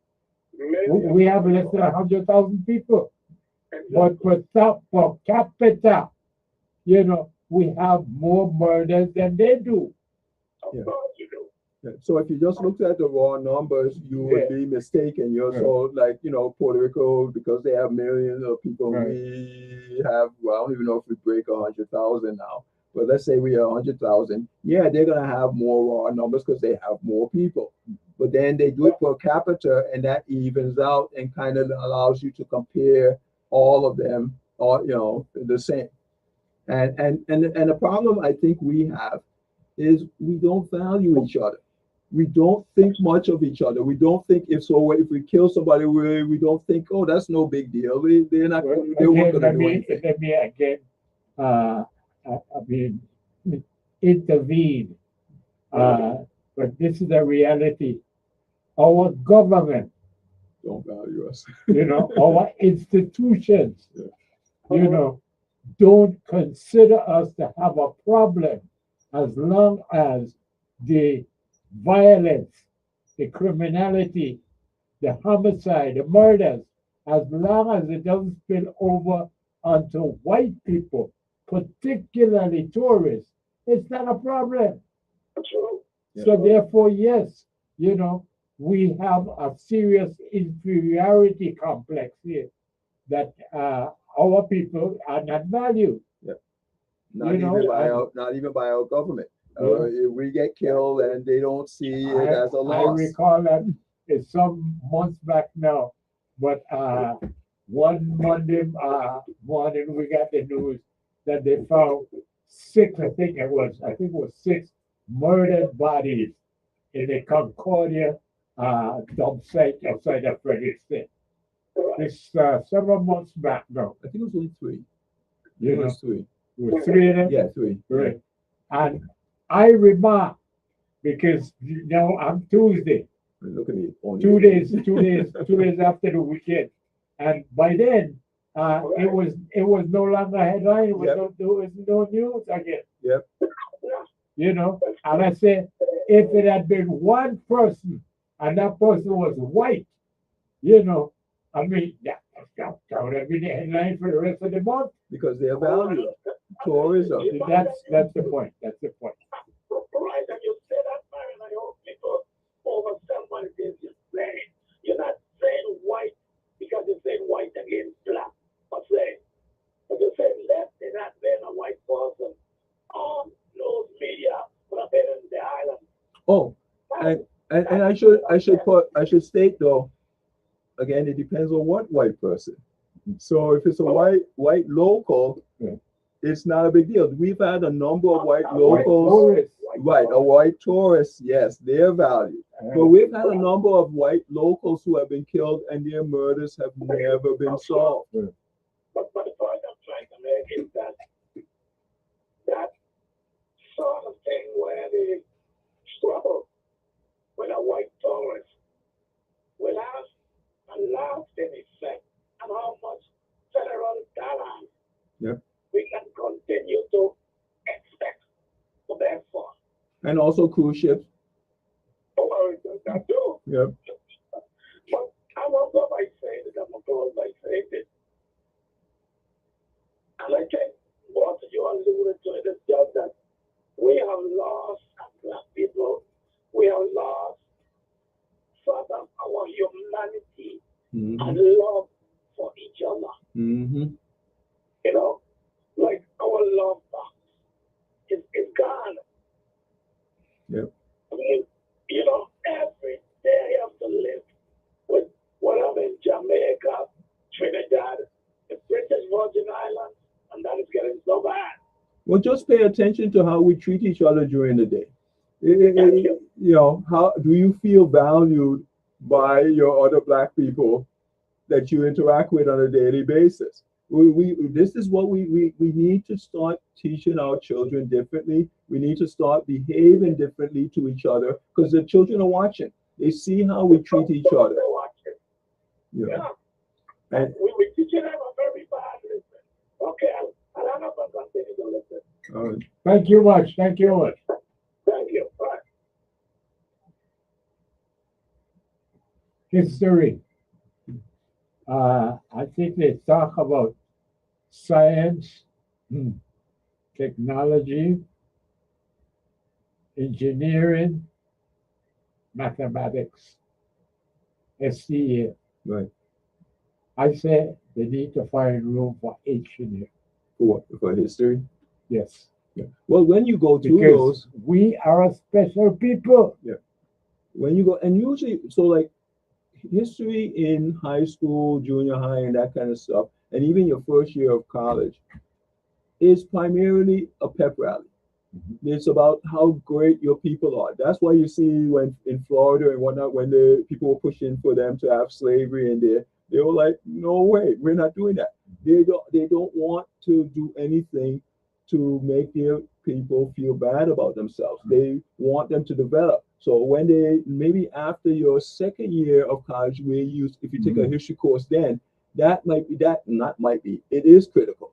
You know, my first history course, no, it was still praising white Yeah. people. But then when I took another history class later on, my junior year, it was like Caribbean history, and it was just talking about all the things that Americans did in the Caribbean, all the bad things that we know about. Because at that point they figure you have developed enough, you're at the point where you can handle it. But before that, they were just doing things to make you feel good about being a white American.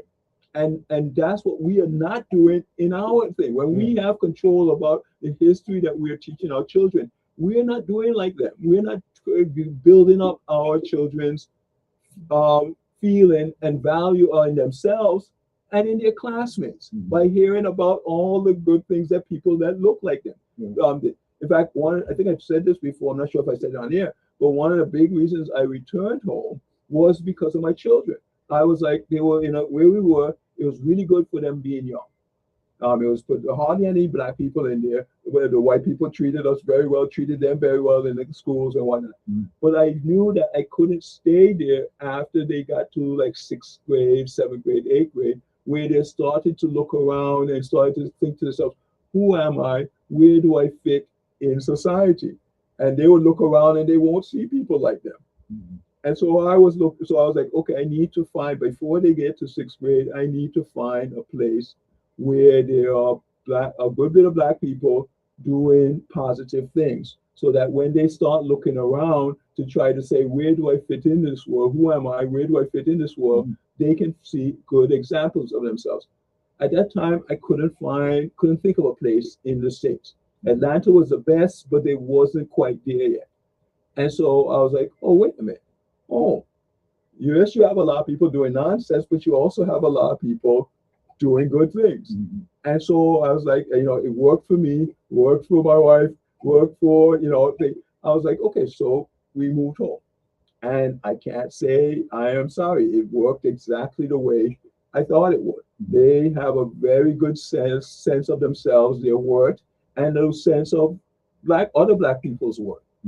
It was, and we're losing it, and it took me a bit of crafting and kind of real to get it to work, but it did work, but we're losing. We're not teaching our children to value themselves and their peers.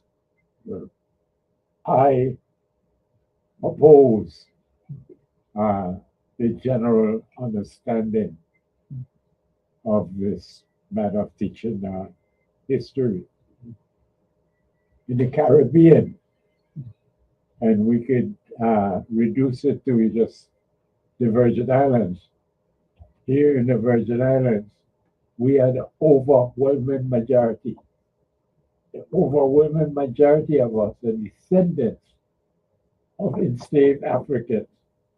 And the system of the slavery was chattel enslavement, where our humanity was destroyed. And therefore, in the Caribbean, in the Virgin Islands, history must be as important as science, technology, engineering, and mathematics. I agree with that. I'm not sure if you understand. Good afternoon. Hello. Pleasant good afternoon. Welcome. Thank you for your patience. Good afternoon. Good afternoon. Is she? Hello. I don't think she's. Good afternoon. Good afternoon. Good afternoon. We're welcoming you. She might have a phone. No. Good afternoon. Good afternoon. That's weird. Listen in on the phone. Try not to listen to the radio. Try to listen to the phone.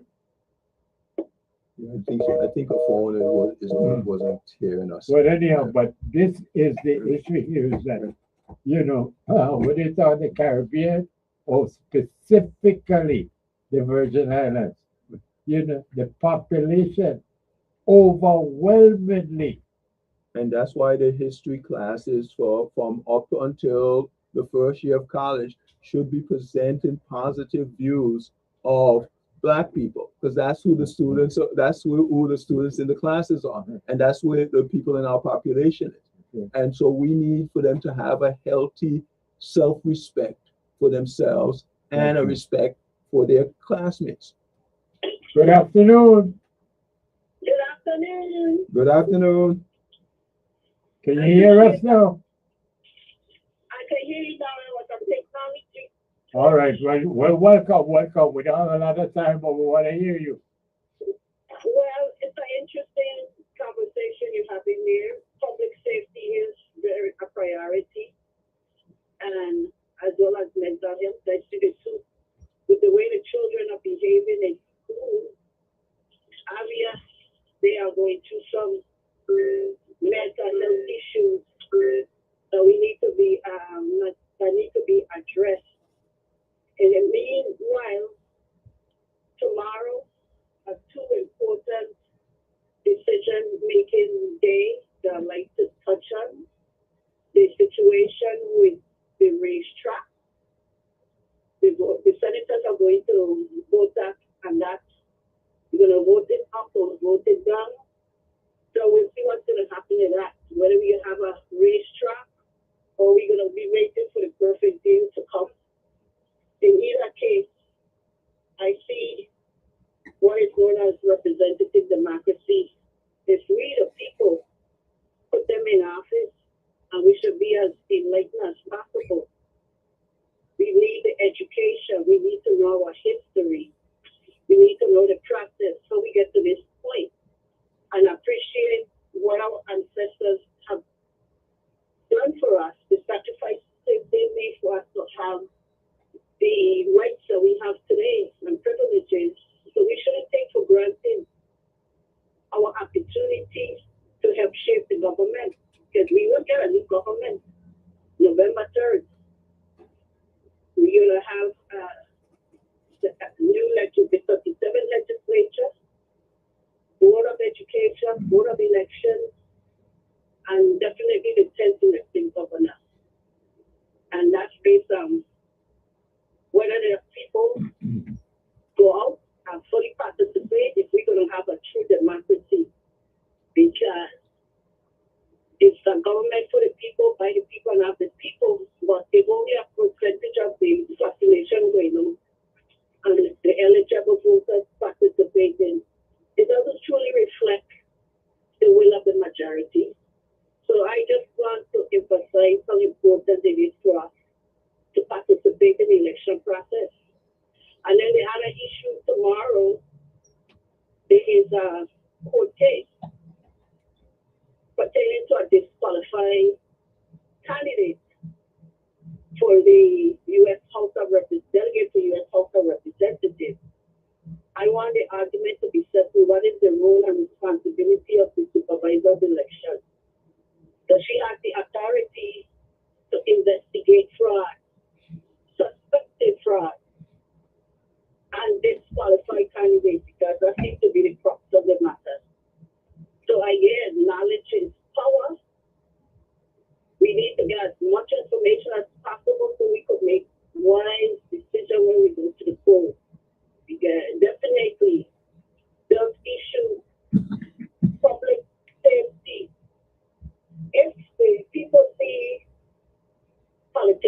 getting away with corruption. I don't know. Does that really help our situation?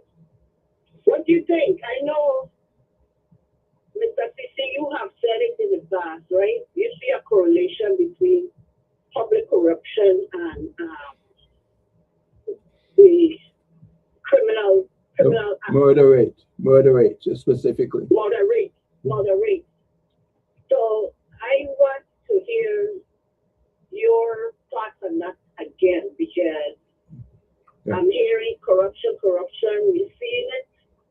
It's nothing to pretend that it's not happening. We see glaring in front of our eyes. We see what's happening, the response by the federal government as far as what.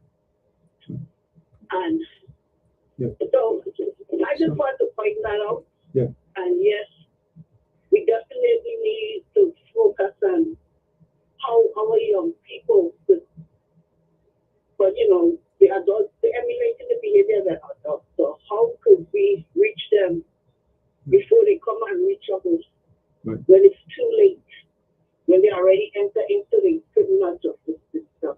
Yeah. So thanks. I'll continue to listen. Let me hear what you have to say on that issue. Yeah. Well, I've studied this for a while. Okay, I'll hang up and I'm listening to you. I studied it first in the States, and then I saw a pattern, and then I looked to see if that same pattern held for here, and it did. When you have a public corruption case come out in the news, 3 weeks later, the murder rate starts to go up. And I looked at cities across the US. I started with Chicago. It's actually Chicago is what I noticed this trend. Everywhere else, all the big cities, from since 1994 to when I was looking at it, the murder rate was going down. And the experts couldn't explain it. They were the things that they thought triggered the murder rate were happening, but the murder rate was falling. And when I looked at Chicago, that one was also falling, but it wasn't falling smoothly. It would be falling, then it would spike up. Then it would be falling, spike up. And you could look, when you look at the graphs between Chicago and all the other major cities were falling smoothly. Chicago was definitely different. So I was like, well, what makes Chicago different? And then I thought, oh, wait a minute, public corruption. They, I guess in the 70s, was it, with Mayor Daley, I think? There was all kind of public corruption. So that's when I started thinking, oh, maybe that's the key. And I started looking at it, and it definitely was. And that's when I realized it was a 3-week gap. So even here, something in public corruption came out in the news, I would mark on my calendar 3 weeks from there, and within a day or two, murder rate started to go up. After a while, I just got tired doing it because it was so consistent.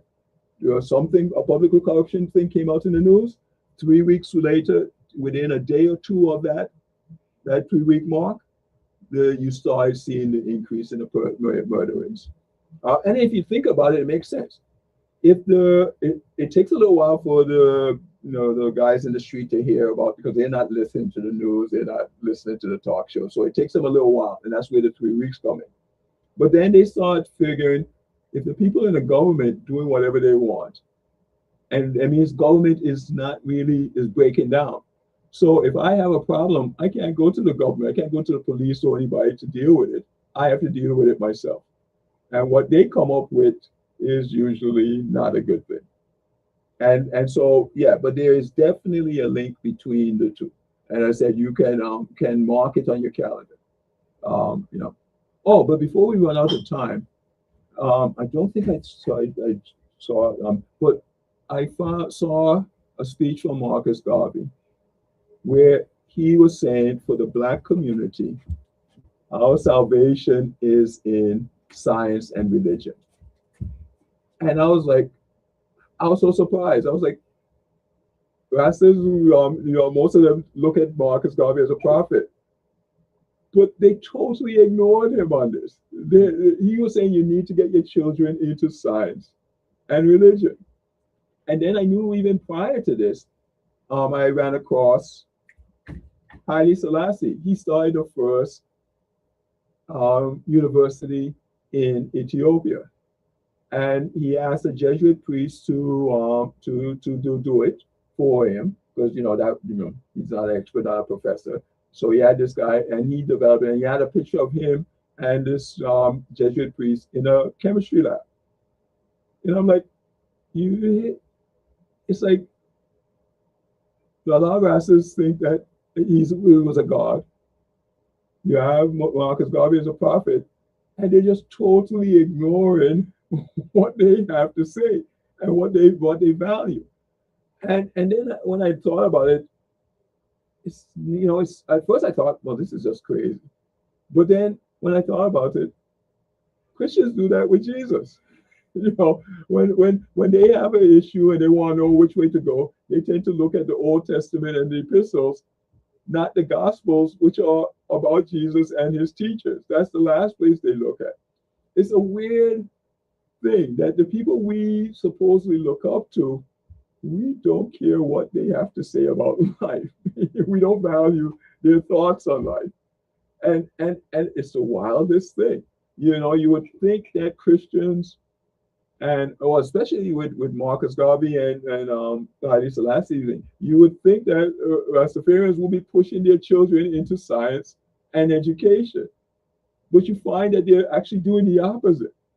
Most of them, they're talking down religion, not religion, they're talking down education, and they're talking down science. When one of their prophets, Marcus Garvey, is saying, this is what we need to get into in order to be able to protect ourselves, to develop. We need to get into science. I was so surprised. I was flabbergasted that Marcus Garvey had said this, because we are just totally going in the opposite direction. And again, Haile Selassie, he started the very first university in Ethiopia. So if you think he's a god, how are you talking down education when he clearly thought it was valuable and necessary? I just don't know what we're doing. Well, we are very spiritual, almost by nature, and it's very easy for spokespeople in the different locations, whether it is Ethiopia or Jamaica or St. Lucia, whoever the spokesperson is, they give you their version of the spirituality. But it is all of this knowledge has to be filtered by the spirituality that they would have formulated. And this is basically what we are left with. It's spiritual knowledge, not scientific knowledge. And unfortunate, but again, that's where we are. And the thing is if you really learn the science, you see that it's not different. People think that the science and the Bible conflict, and it doesn't. It's man makes it conflict. Mm-hmm. But if you just take it as is, they actually support each other. They, and so it's the history that has made it a conflict. That man, the church was there before science, so they started to say, people came to them when they had questions. They started and giving wrong answers because it wasn't their expertise. They didn't do research. They didn't. Mm. And so then when science came along and were like, well, no, what you were saying isn't correct, that's where the conflict came in. The church started to be concerned about the people thinking, well, if you're wrong about this, what else are you wrong about? Mm. And so that's when they started coming down on science. But in reality, they match each other. They support each other. And there isn't a natural conflict. It's a man-made conflict that is there. But if people were to learn enough about science, they would start seeing that actually this supports my religious beliefs, and that's what I found. That the more as I started learning and understanding the science, I was like, wait a minute, this is just like so and so, and that I realized there really isn't a conflict. And other people have found this the same thing, that there really isn't a conflict between the two. That, but you have to learn it to know it. Yeah. We have had another Tuesday of physics. Yes. Tuesday of physics. I like the sound of that. You love it? Lick your cream, because that ice cream is just so good for your soul.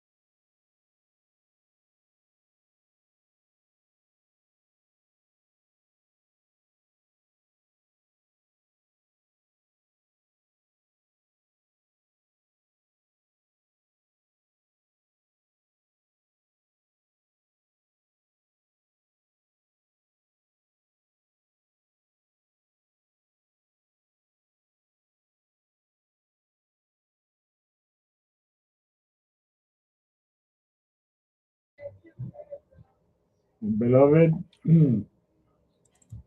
we have had, well, quite a bit of information to be enlightened about. So let's hear from you. Good afternoon. Yeah, Mario Adele. and Mr. Henry. He's gone. Okay. I saw the report yesterday,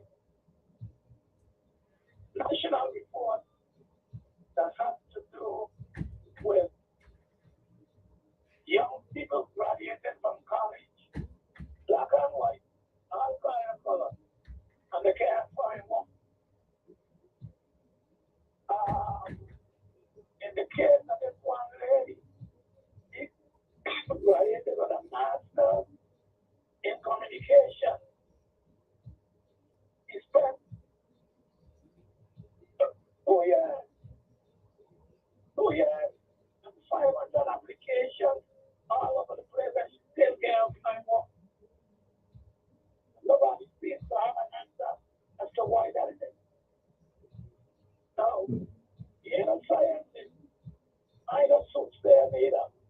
But when the AI thing came up, I say it looked to me that it won't be worse than industrial revolution. People shock me now, it's talking about jumping the distance. Well, I don't know what it is. But why our children is finding work when they come out of college? You can't tell me that either. So I don't know who fooled in the room, who took the room.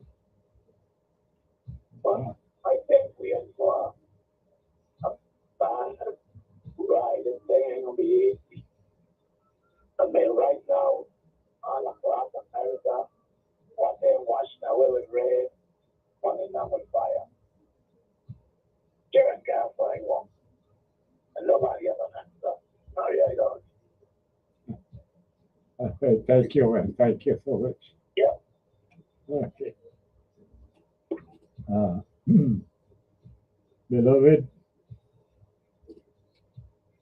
I have been more concerned about our political situation here as we approach our November general election. And seems to me that well, we need to have a better grasp of where we are, who we are, and what do we intend to do about it. Because, beloved, the very questions that we're asking require research and understanding of, well, what is our identity? Who are we? And what are we doing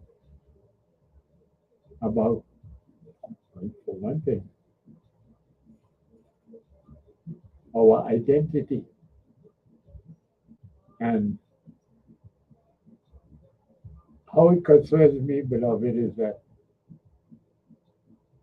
we are the descendants of enslaved Africans. And we insist on supporting governments and governmental representatives who don't want to recognize our heritage, our history, our identity. Beloved, we are in the process of electing the 10th governor of the Virgin Islands, which says to me that we have already elected 9. We are in the final months of the 9th elected governor. But beloved, we don't seem to have any concern about the reality that not one of these 9 governors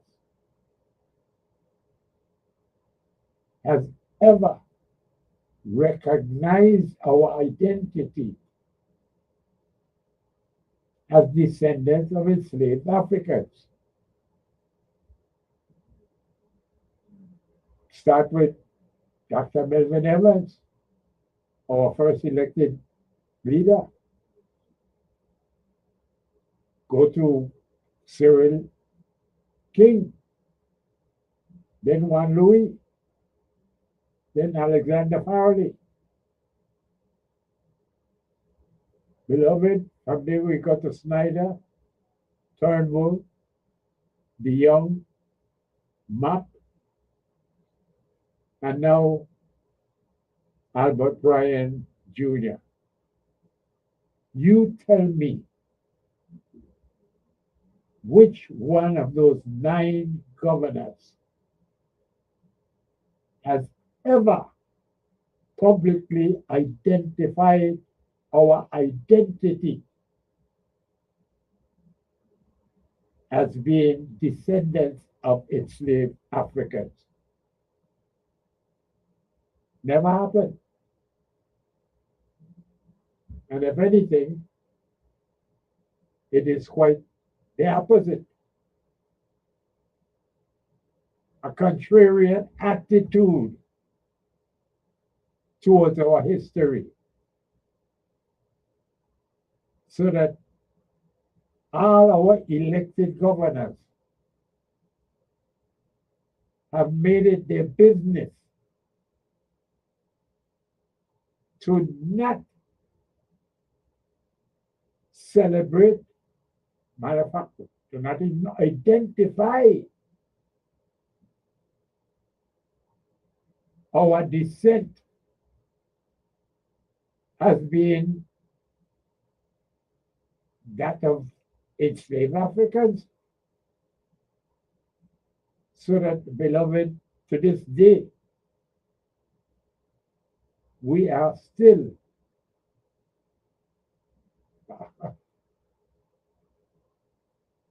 you got a call? Hold on. Good afternoon.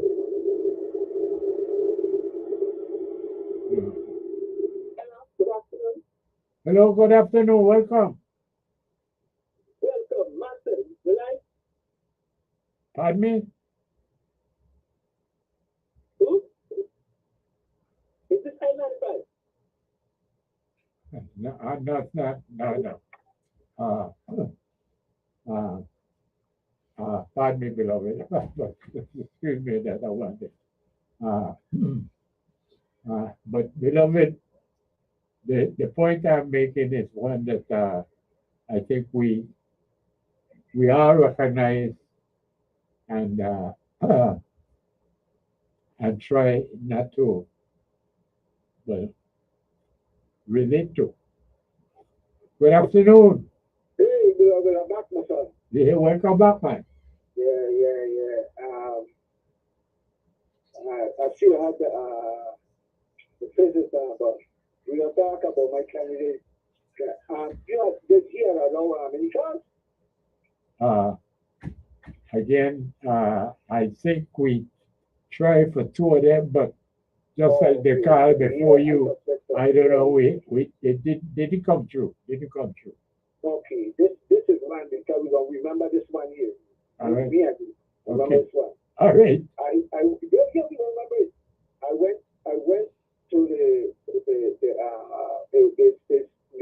they have a kind of sit down talk with the candidates level every Thursday. Every Thursday they bring candidates to voice Well, they, well, when you said they bring, they who?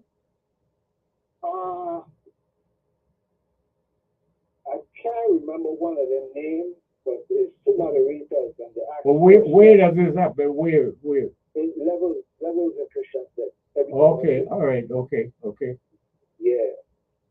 It so happened that I was in town that Thursday, and my candidate was there. That's Thursday. I didn't know anything. I just passed it by and happened to get the news. I said, yeah, when I got to stay. Uh-huh. So I posed the question to the moderator to give to the candidate because I don't think the moderator had it on the agenda about inside of cultivation, sustainable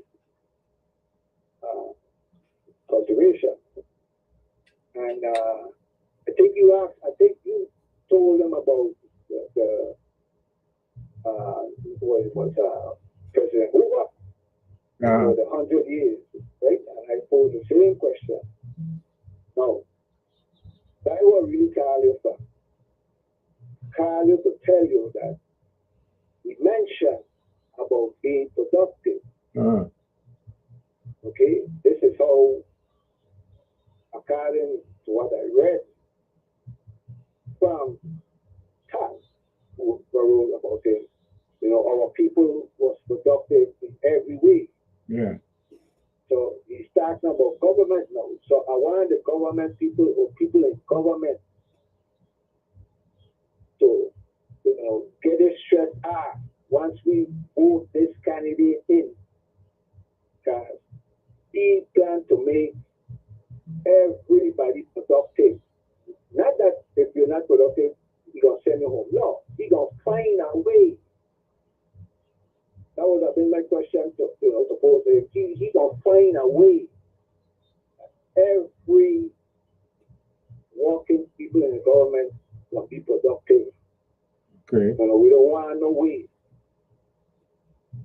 And again, that's my candidate. I think that's a good thing because I agree with that. I agree with you there. there is a lot of unnecessary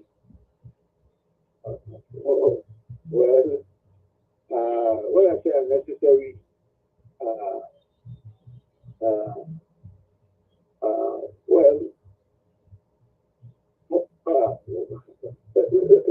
let me go for that. There is things instead of we tell people we chastise people, we get people angry and things like that. No. He is suggesting that he's gonna find a way. And there is a way. Some you go up every morning, you go find your own shoes, you go pay nobody bathing you. You understand? You go drive yourself to work, you got to get to work somehow. You're gonna do it the same way, government. Okay? So that's my candidate, Mr. James. Sound good. Before I go, I hope he's listening. Boy, I want you to hear his Lieutenant Governor. I want you to bring him the next time he comes in. Randolph Bennett. Okay? Yes, I'm looking forward to hearing from him too. Because I really don't know him. Hey, I tell you when you listen to these guys, it's like eating Amsterdam ice cream. That sounds good to me. Good to your soul. Let me listen a little more beloved. All right. I got it. Good thing. Stay close. Yes, sir. Well, beloved, this is the issue here. Whether we're going to have them inside our cultivation or we're going to do, well, what has been the direction of the 9 elected governors we've had so far. They are determined for the Virgin Islands to grow and develop from the outside in. And so that tourism, according to them, is the only viable industry that we could look towards.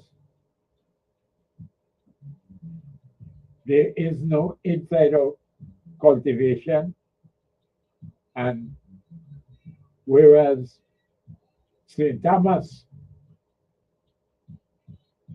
has made, well, tourism a viable industry for their people. They've got hey, 2, 3, but multiple cruise ships in the harbor every day, bringing tourists to spend money. Now, this is the picture that the tourism industry produces. It's one of, well, the local people, our population, serving the tourists that come through, whether it's for a matter of hours on a cruise ship or for a matter of days on an airline and spend a weekend or hopefully a week maybe in a hotel. But beloved, the sad fact is that we do not have any governmental leadership, whether from government house or the legislature. We have actually no plans, no proposals that would allow for inside out cultivation, that would allow for we as a people being able to sustain ourselves. All our government projections, all these ideas are for us to serve basically white people. And it's a, a new style, a new way of us being subservient to white people. But there simply is no alternative. There are no proposals being made for our people to involve themselves in any kind of production that would sustain them. So, here on the big island of St. Croix, for instance, beloved, we don't have any tourism that could sustain us as a people. And so, as you very well know, we are once again being told that they're looking to reopen the oil refinery. Beloved, this is what is so problematic with our good for nothing misleadership. We are unable to come up with any kind of proposal that would allow for our people to be productive by way of sustaining ourselves. And, well, beloved, we are at the bottom of the hour, which is time for us to have our crucial history question, because beautiful Aisha don't give me the eye. She's not going to take center stage. And so, beloved, let me just say, lick your cream, because that some ice cream is just so good for your soul.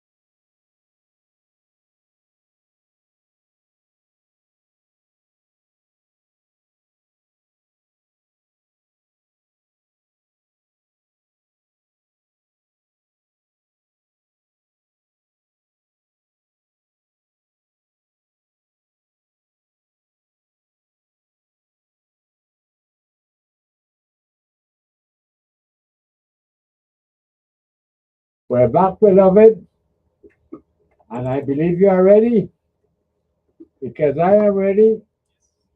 And beautiful Aisha, she is prepared to complement the correct answer with a full quart of your favorite flavor of puff shell ice cream. I keep saying, beloved, not even a Blackwater stick, you can't beat that. So let's do this. Aureo Diaz. Today, most people know the name Aureo Diaz as it is associated eponymously with a housing development, right? Well, I would say that's maybe a mile, if that much of distance, uh, north of the Kings Hill Superior Court. I'm flag leader, Superior Court. Uh, this Aureo Diaz housing community. Beloved, Aureo Diaz was a Virgin Islands senator in the 1960s. And he was like like Patrick Williams, he was one of the few who were members of that St. Thomas political institution called the Martin Peso Unity Party. Beloved, Aurelio Diaz, along with Doc James, were the successful at-large candidates representing St. Croix, with Doc James and Aurelio Diaz. So you're asking, so Mario, so what is the question you want to ask about Aurelio Diaz? Well, here it is. Beloved, Aurelio Diaz won his election and he was sworn in as an at-large senator resident in St. Croix for what was at the time the 6th legislature of the Virgin Islands. The question that I'm asking is why, after being sworn in as Aurelio Diaz, did he change his last name to Morales? So, while he was elected as Aurelio Diaz in the 6th legislature, he was recognized as Aurelio Diaz Morales. Aurelio Diaz Morales. So my question to you is, why did Senator Diaz become Senator Morales? Why? Because it happened,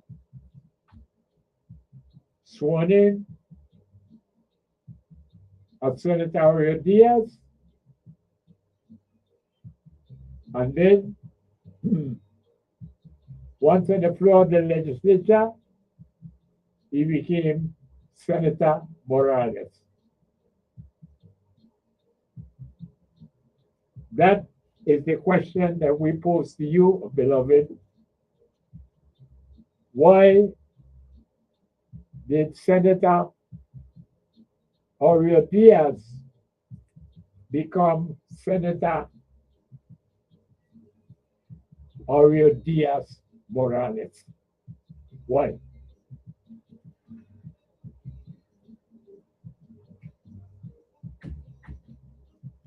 Good afternoon to you.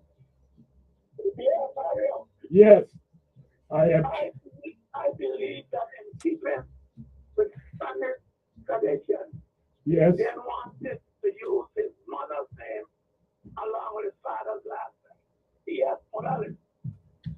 all right. Well, that is a very good answer, and it is historically correct that the mother right was a Hispanic tradition that will survive to this very day. To this very day. But I still have to say to you, we and come again. Yes, sir. Right. So, beloved, why did Senator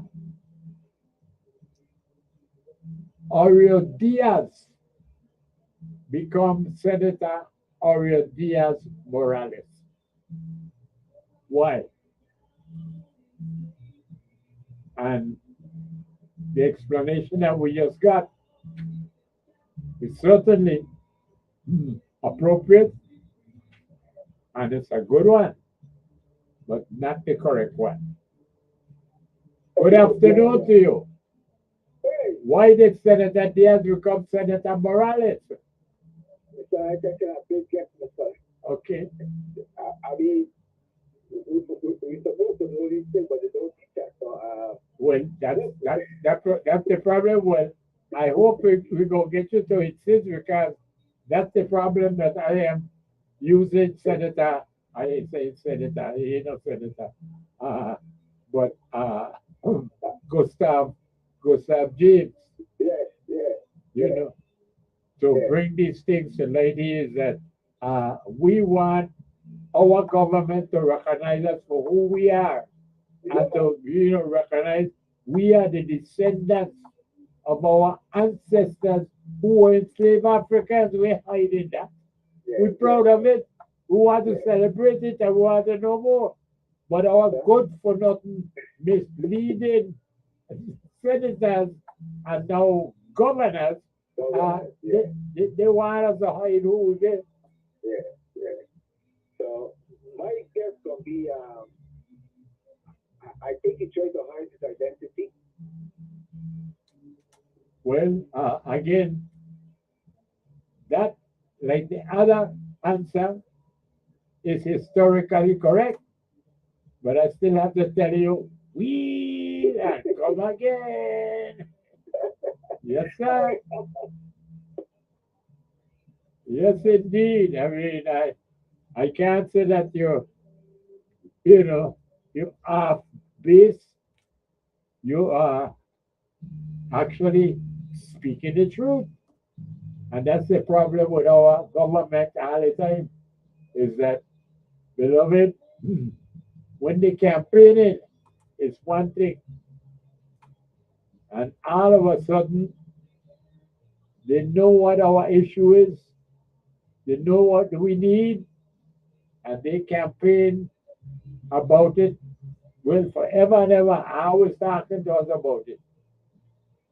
But let them get successful and let them become a senator.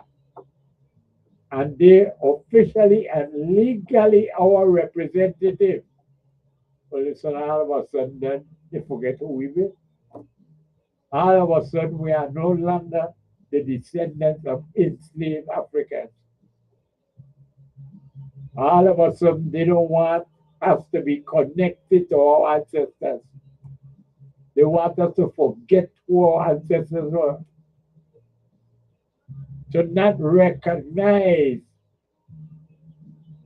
the courage, the resistance, the struggles of our ancestors, beloved. What to tell you? But we have been going along with this for 9 elected governors now. 9 of them. Not a one of them ever recognize us as descendants of enslaved Africans. Not a one of them. Good afternoon. Okay, I'll come back one more guess again. All right, try your best, man. Okay, because our ancestors used the matriarchal way of life. Yes. You know, the woman will be, well, the head of the house. Mother right, they call it. Mother right. Yeah. So I think because he married to a Morales and he changed to use a Morales afterwards. That's the answer. Well, that was what the first caller said. Okay. And I said to him that you're historically correct, but that is not the answer to the question. You got to win and come again. Yes. And beloved, this is going to give you a lesson about our politics here in the Virgin Islands. Remember I said to you, no, Aurelio Diaz was a senator in the 1960s. This is the time when our political history was redefined. Once Dr. James and Patrick Williams ran for office as Unity Party candidate and was successful. Beloved, political domination went to St. Thomas. Good afternoon to you. Yes, good afternoon, Mr. Morel. In a while. Been a while, indeed, indeed. I want to know if you got away. No, man, I'm still there. You're still there. All right, good to have you back. Let me take a stab at this thing, right? All right. I think that it's because he wasn't fluent in English. And the opposition, which was the Democrats, they would normally speak before him. And he had a tendency of being confused. So they kind of like allowed to change his name so he could speak after those in the Democratic Party that could have followed their train of thought. I recall it something to that effect. Well, again, it is a kind of twisted answer that you gave me, but it is a correct answer. It is a correct answer. Beloved, Diaz, D-I-A-Z, turned out to be the first name in the Atlee political clan that had formed from the time they took over in the 5th legislature with Doug James and Patrick Williams. And so that whenever there was a call for a quick vote, the number one name in the Atlee clan, which is the Martha and Pestle Unity Democrats. Beloved, the first name was Diaz. And as the caller tried to very politely say, he didn't speak the English. Beloved, the fact of the matter is that Aurelio Diaz knew very little, next to nothing, about the politics in the Virgin Islands. But he was a popular person on St. Croix and Atlee and the Martha and Pestle Unity Party was trying to benefit from Aurelio Diaz's popularity with the Puerto Rican population of St. Croix. Right. And so they recruited him to become part of the Unity Party, and he did. But beloved, whenever they came with a quick vote, like somebody make a motion calling for a vote, and they called Diaz. Beloved, Senator Aurelio Diaz didn't know whether to vote yea or nay. And so Senator Atlee fixed the problem by telling Senator Aurelio Diaz,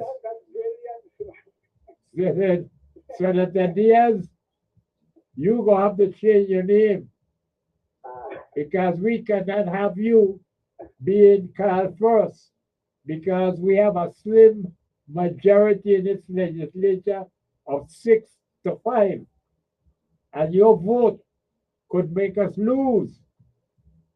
I'm really testimony. That's really, but anyway, like, my situation, right? So you could just dissolve, get rid of that in whatever manner you choose, right? And St. Thomas, and then like. Well, you still got to go by our rules. You know how you're going to do it. But you gave I won before, and then you just had somebody that you choose, know. Yeah, because, but you still have to give us your full name. You used to point us down all the I time. never, but I we say, never, I never give my name. well, that's what I say. Yes, you have to point us down. And so, you like just like a St. Thomas politicians, you want to come to St. Croix and turn us upside down and decide to do it. I want this for the top of everyone, and I never was required to because I want. Yes, no, we would ask you and you would push back, just like you're doing right now. Respectfully, I never was put in a situation like that.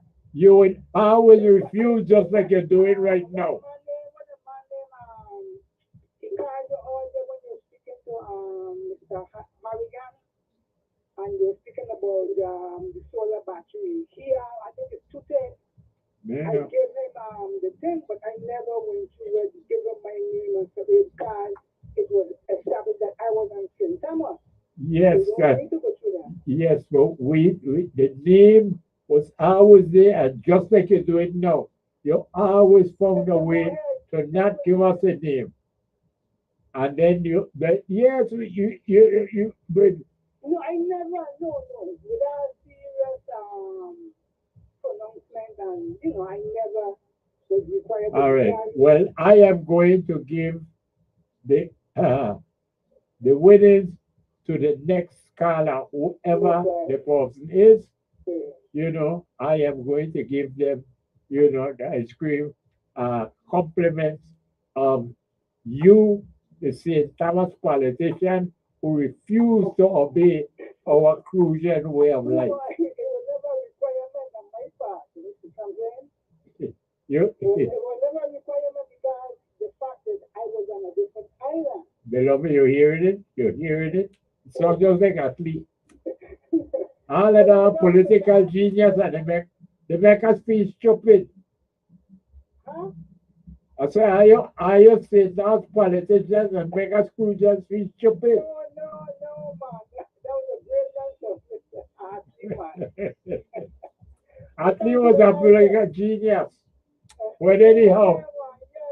but that is the reason why, because Diaz was the first name called for the athlete clan of Unity Party.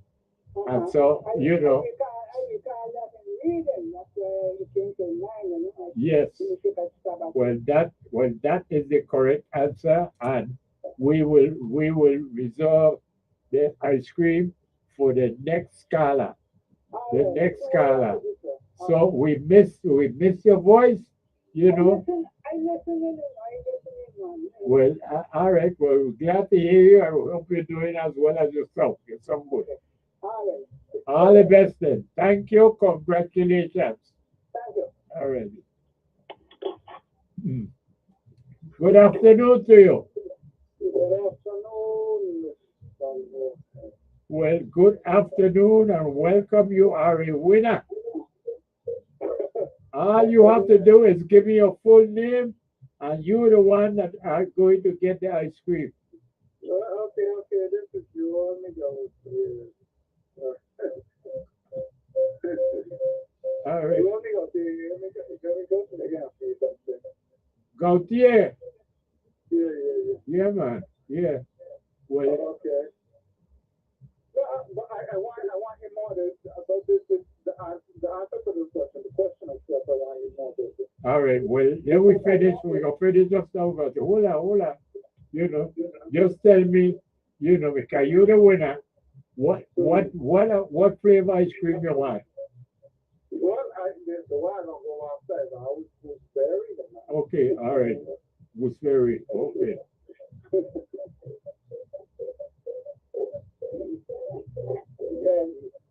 Okay, gooseberry for Cavalier. Now, okay. All right, we got that set now. Talk to me about what you want to talk about. Yeah, I want to hear this question because I know Arodia, it was in 1917, they are named the province after Arodia. Yes, Right? but in the 1960s is when the first time he win was in 1964. And then he win again in 1966 and 1968. I think he lost in 1970. Okay. Well, but I hear, but that's what it says. He was running in St. Croix, Yes, not St. Thomas. no, he was but at large. He and Doug James, end up being the St. Croix at large winners. Mm-hmm. That at the time it was 11-member Senate, 11 members, 7 district senators, and 4 at large. Okay, 4 hours, okay. All right. Those are the time, we're talking about when, before the reapportionment. That's correct. This is the time when we had 3 districts. St. John was a district. St. Croix was a district. We had, with 3 district senators. St. Thomas was a district with 3 district senators. That makes 6. And St. John was a district with 1 district senator. That makes it 7 district senators. And then there were 4 at large. 2 of them had to be residents of St. Thomas, and 2 had to be residents of St. Croix. And the 2 at St. Croix turned out to be Doug James and Orion Diaz. Yes, and this is why I ask you because I know from before when you were talking about the reapportionment, we were trying to push that vote there. I think it was 2018. We were somewhere around there, I don't remember exactly that, but I know it's not about it. Yeah. We were trying to push for that right there, for the reapportionment there. Yeah. All the time we were pushing for this reapportionment, but like I always want to ask you, wait, Mr. Moyes, let's be honest right now with this, right? The thing that will always push people to vote, even in a special election like that, there, right? Is if you could cut the number of senators here in the Virgin Islands, that's for 15. Whether it's 14, whether it's 11, whether it's 9, or whether it's 7. You see what I'm saying? Mr. Moore? Yes, well. That is the one thing that will always rock everybody's head in the Virgin Islands. The people in the Virgin Islands immediately come at board if you could cut down the number of senators from 15. Well, at the time, it was 11. We went to 15. We went to 15 with the 7th legislature. Mm-hmm. Because I'm saying the reapportionment would work. Yeah. I tell people the reapportionment would work if you cut the number down to 7. And let me explain how it be. Because it will be the one from Frederickson and St. Croix, one from Frederickson and St. Croix, one from St. Thomas West, one from St. Thomas East, one from St. John, and then Fort Large. And that would be 7. And I feel like that would be the perfect example. That would more than likely, even a special election, none of these politicians could ever fight against that because that's the one thing they're afraid of cutting the number. They more than anything, they're afraid of cutting the numbers of the Senate and the legislature. Well, maybe that's an issue, but I think that what is as big reason as to why they are opposed to it is that it makes them accountable. You see, when you have the reapportionment, just like you said, okay, you would have 3 district senators in St. Croix, just like you just said, right? Mm-hmm. All right. Each one of them would be accountable to the district that elect them. Mm-hmm. Right now, senators are not accountable to anybody. Mm-hmm. It is 7 district senators for 1 district. Well, that's what I'm saying to you. That is one of the reasons why the senators love it, because they are not accountable. They don't have to account for anything. Like I tell you, this new school they just opened it in Paradise. You know, a couple months ago, this lady, won't call her name, but she had a major issue with the dust that was being created for her home and her children, you know, and they had promised that they would, you know, sprinkle rosy water to keep down the dust, but they didn't do it. And I tried to point out, well, see, that is one of the things that reapportionment would solve, because they would have a district senator that would be accountable to them. No, yeah, it was correct. But that's the reality of it. Well, that's the situation. But you see, the biggest thing right now, right?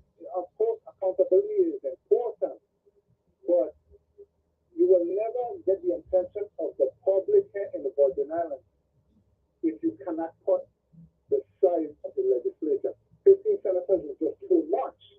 And that's the problem right there. If you could cut that number down there, you would instantly, even a special election, I could almost guarantee that would almost pass right through the vote. I hear you. People support cutting the number of senators. 50 senators down here in Virgin Islands is too much. You see what I'm saying, Mr. Moore? I see what you're saying. Yeah. I see what you're saying, and I don't have a problem with it.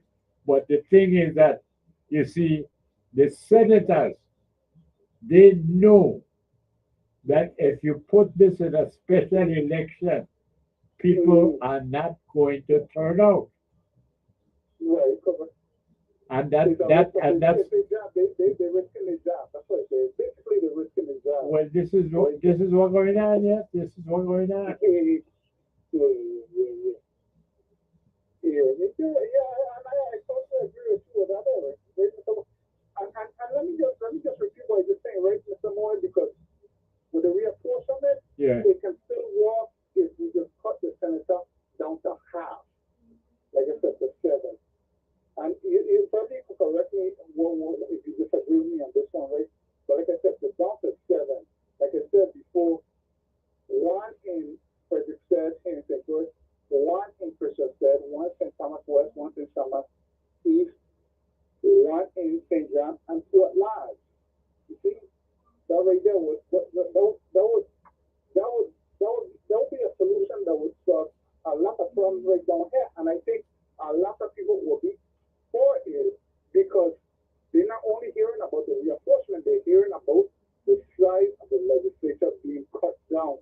Okay. It's something that, and I think everybody here in the Virgin Islands agree. The size of the legislature needs to cut down here. Okay. You see, I hear you. I hear you. You make it sense. I am not opposing you at all. Mhm. You know, but again, who's very good. What was your first name out there? This Geormi Gautierman, this Geormi Gautierman.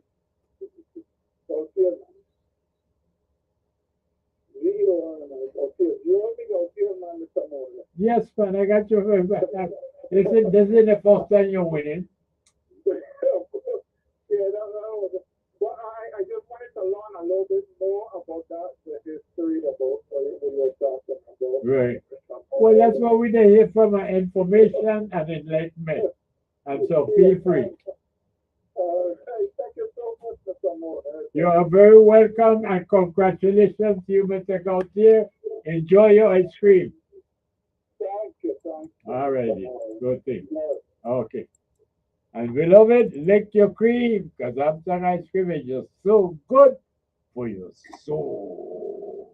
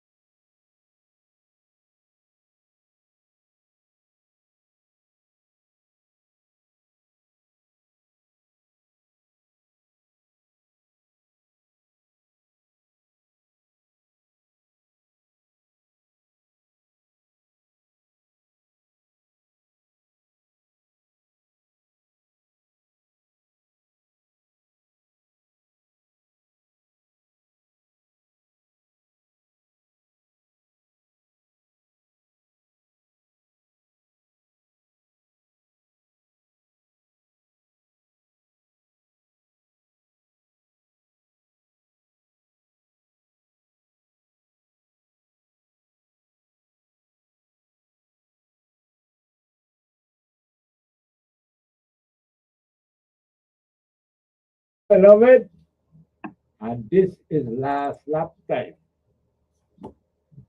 We are going to let you know.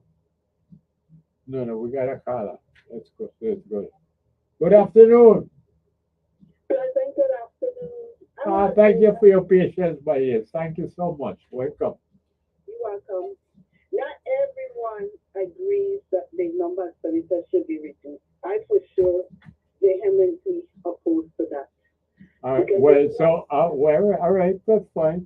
What do you have a choice? Because previously it was 11. It is now 15. right. What are you saying? You prefer to stay at 15? Is that what you're saying? No, I prefer to increase, but make it part-time. And I'll tell you why we're opposed to reducing it. If you have 7 senators, Yeah. we have a unicameral legislature. Uh, That means to establish a quorum, you would need 4. correct. To pass legislation, you would need 3. So Correct. you're telling me 3 minds would decide the future? They would pass legislation, just 3? Well, And that then is what only- Mr. Gautier feels the people want. That's what he was saying. Well, he maybe want that, but he can't speak on behalf for everybody. No, he's speaking for himself. He's saying Exactly. he's saying everybody. what he thinks people want. And I mean that's allowed, just like you are saying what you think people want. I mean, we ain't gonna argue with you there because all we want is for people to give the best reason for making that choice. In other words, if he wants to come down to 7, I asked him why, and he explained it why he said 7. So I'm asking you, and you said, well, you would prefer to have it more, but to be part time. And that's how we did. So that we are here for Okay, information yes, I and understand. enlightenment. That's how we are. Yes, but I'm explaining why that's a dangerous proposal to reduce the Senate. I hear you. I You hear put you. more power in the hands of few. Them 7 now could conspire and say, well, we got more of a workload. Yeah, Previously, 15 were doing the job. yeah, And now it's only 7 of us. We got more work, so we deserve more salary. yeah. And like you have a window of opportunity during a labor session, once they know they get re-elected, like what happened with AB 690 in a labor session, they could pass measures that favors an increase in salary, and they could justify it and say, well, we got more work to do. It's less of us, so it's more work. I hear you. And then during that, like in that labor session, when they know if they get re-elected, they say, okay, for the next term, with that window that's open, we got to vote to increase our salaries. And nothing you can do because they will be together. That would be one thing they will have in common. Also, they would unanimously go and come and say, yeah, let's vote for increase in salary. I hear you. And with a part-time, however, you will eliminate the need for salary.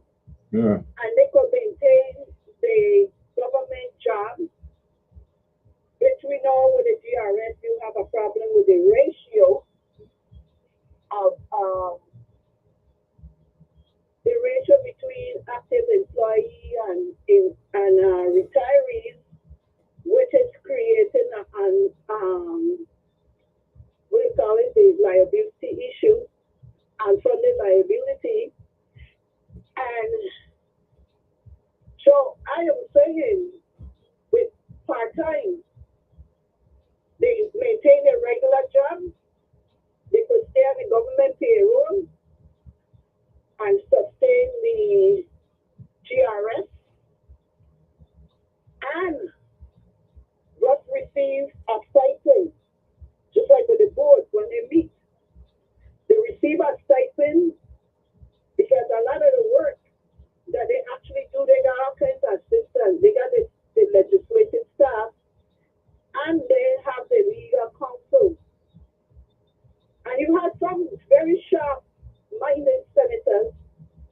even before they get in, they don't have they plan what kind of legislation they're going to put in it so they can hit the ground running. So why less? The more the merrier. I hear More you. ideas together. And then, with the fact that senators are the ones that decide and how, if they want the legislature to be restructured, it's pretty obvious they are opposed to what you term reapportionment. They are opposed. Yes. So we are in a catch-22 because we don't have a constitution. We have to go be governed by the Revised Organic Act of 1954. That's our de facto constitution right there. Yes. Well, we have the issue with the threshold to recall. We have the issue with binding legislation. As long as we are governed by the Revised Organic Act, any referendum is not going to be binding. It's basically going to be an opinion poll. And even if 50% plus one of the registered voters come out, it still wouldn't be binding because it's not a constitution ratified by the people. And furthermore, for anything to be a true representation of the people, I agree with the threshold, but look at the turnout. People are shooting themselves in the foot, complaining about the government don't do nothing for them and they're not participating because of corruption. And it's just a vicious cycle because the less participation, you put in the power into the fewer. And then some people complain, well, you keep putting back the incumbents. The incumbents have an advantage because they have a base. The people who are supporting the incumbents, apparently they're satisfied. They're not the ones that are complaining. The ones that are complaining probably don't even vote. They don't participate. You can't make a difference if the same people are coming in and show people are satisfied with the status quo. So I see with this election coming up, the question is, do we want the status quo or do we want a change? And it all depends on the participation. I'm not putting down no political party, but the reality is the Democratic Party is the dominant party, and that's a force to be reckoned with. So if the Democrats stick together, unify with what it appears to be happening, they had a unity party. If the Democrats stick together, that's it. So the independent candidates, they really have a challenge. How they gonna get those people who are not satisfied with the status quo? How they gonna get them to, if they're not registered to vote, to register to vote? And if they are registered to vote and they're on the inactive registration list, how do they motivate them? So that's the question. Do we really want change or we like the status quo? Because yes, Jesus will talk about Bordeaux, Queen Mary, but they were backed in a corner. People have become complacent because of how the federal relationship we have. But now I'm sure you heard what happened on September 4th with the SNAP program. Now you gotta go work. You gotta work or you gotta volunteer. So, but people have become used to the spoon feeding and expecting the federal government to bail us out. And instead of fishing and actually going out and trying to be more, what you call, independent in the sense that we could generate revenues, being productive here, instead of relying so much on the federal government. And I was trying to sustain our economy, cultivating it from the inside out. But we see, like with all the now is the government is backed in a corner because the government is always broke, is always operating at deficit. So that's why you could have investors come and offer something on the table.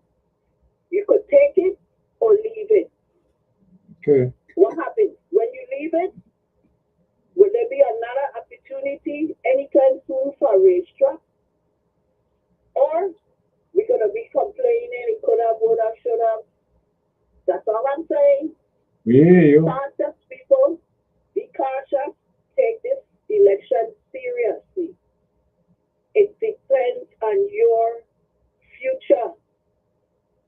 Your choice. Your vote is your voice, and your voice is your vote. So And we thank you for it. thank you. Alrighty. Good afternoon. Yeah, Mario. Yes, I am. Talk to me.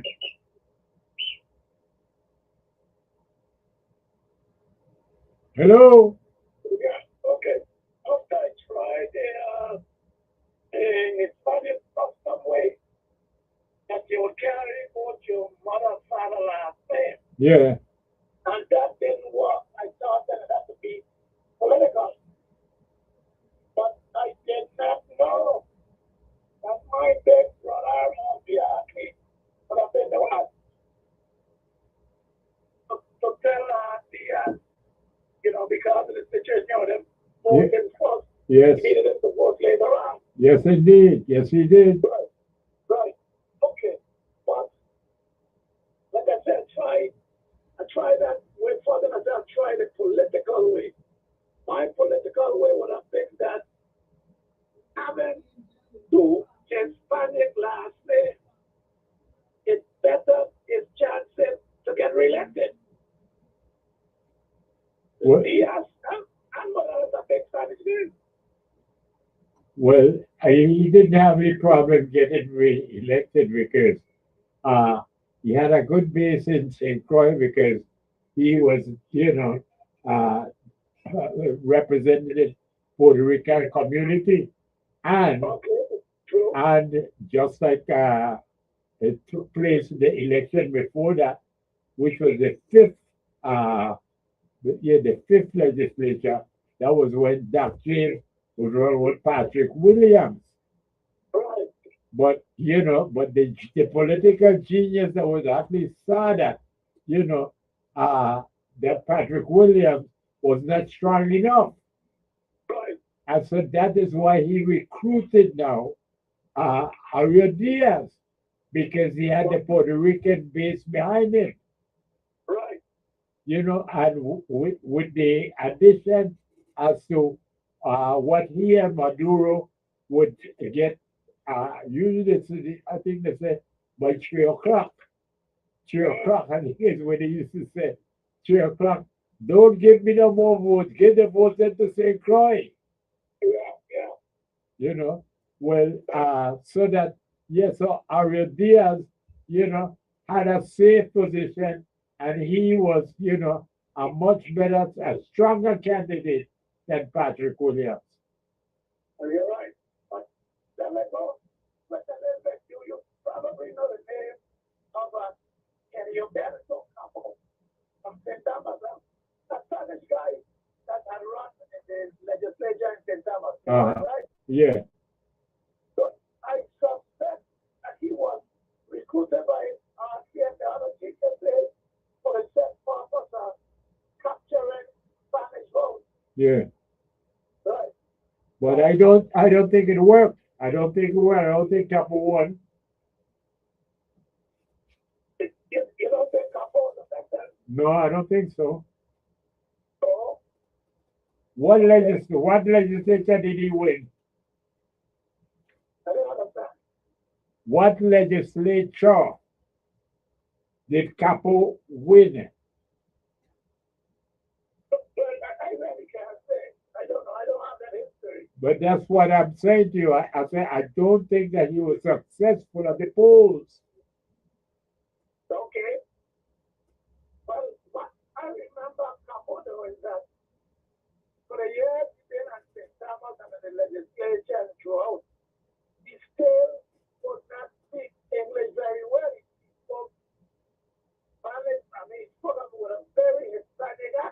Yes.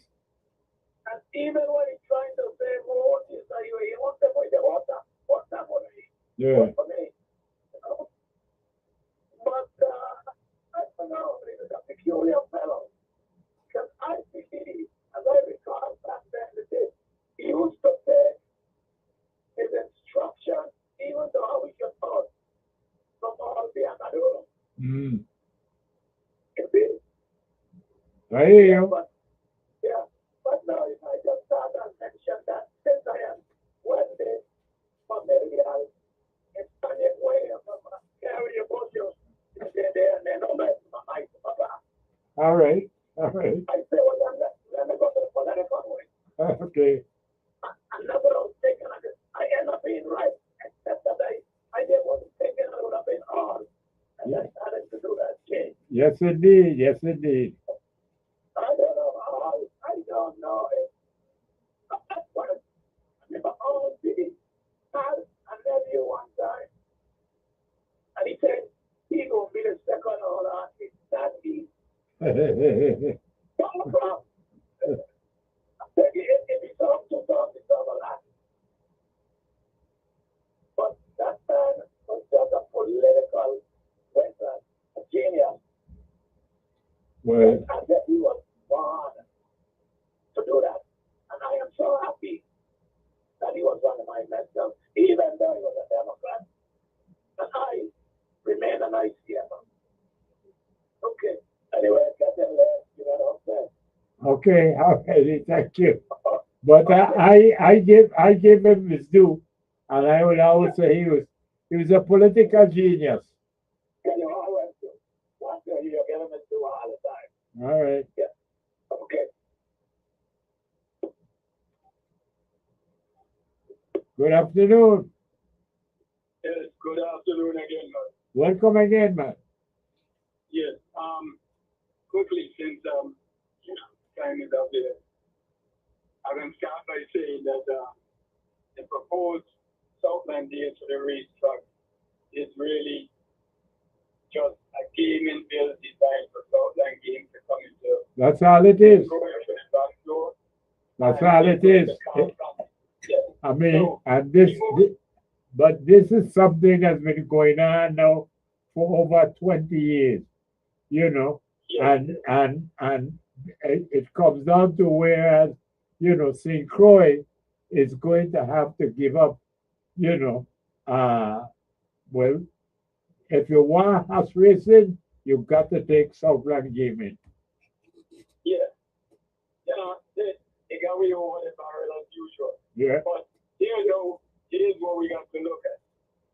We're going to take horse racing at the expense of losing a couple hundred jobs related to the hotel industry because we allow other video terminal machines, whatever you want to call them, to come in under different guides and a different route. Yeah. So it's like here we got this. They're just dismantling the economy at St. Croix Yeah. over this gaming guy, Yes. which makes no sense. Yet 8 years, Governor, 8 years. Yeah.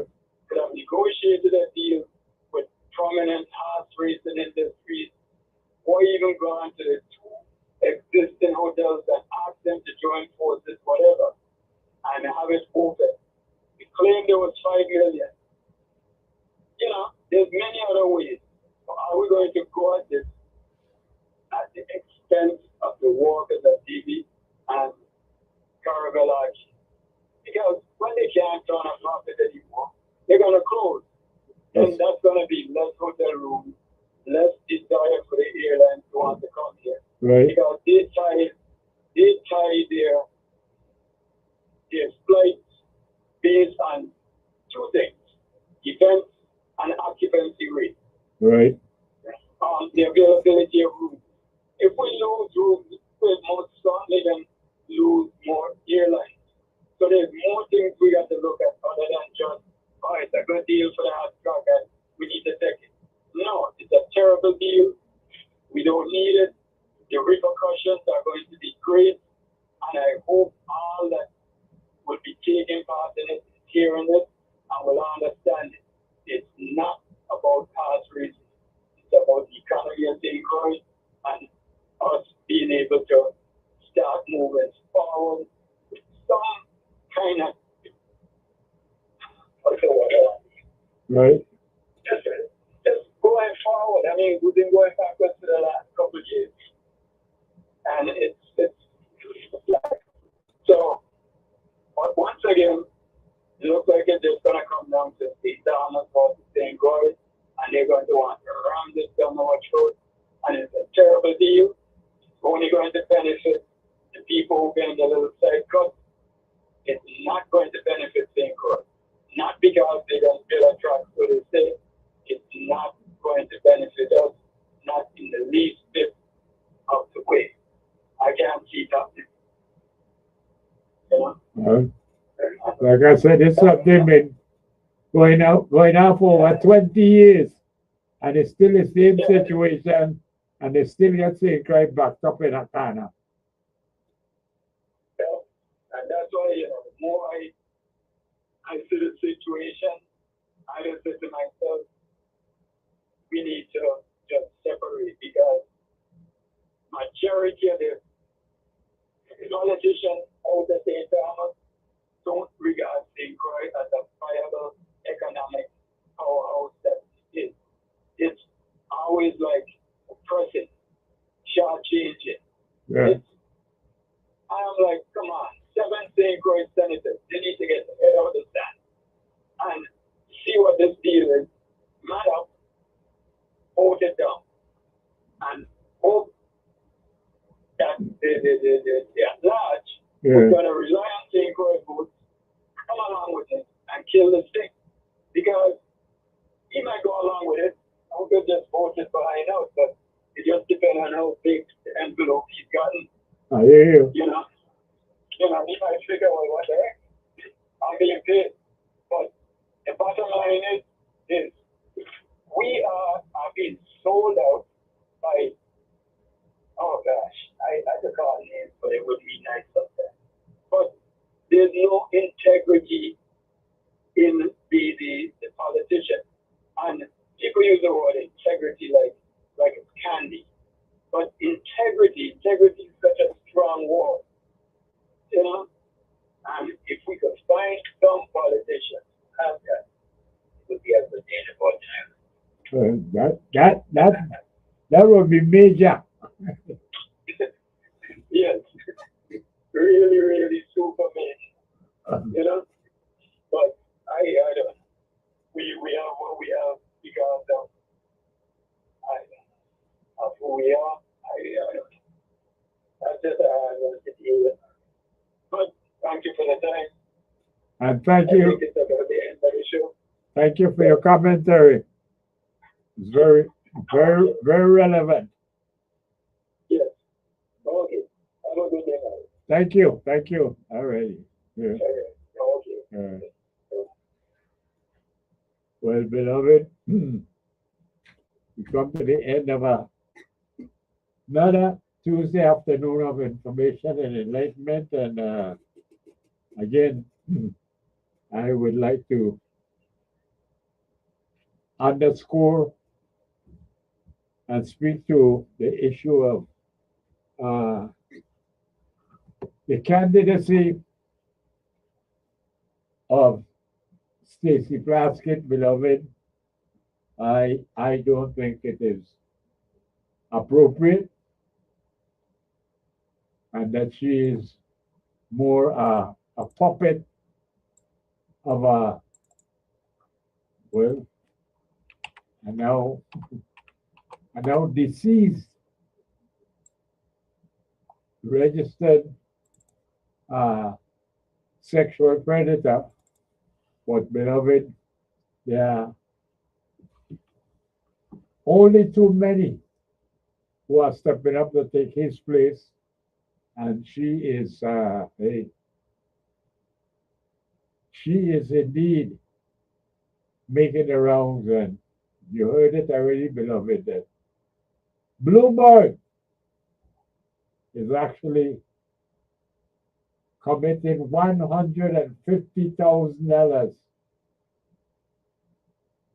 to the general election coming up for November. So you tell me, beloved, you tell me if we have gone far enough in the gutter or we need to head straight for the cesspool now. But that is where we find ourselves, beloved. So I just say, lick your cream, because Armstrong ice cream is just so good for you. So, just as long as you remember, never forget, there is no basket too big that we can't fill it up. One, we could always fill it up, just as long as we do it together.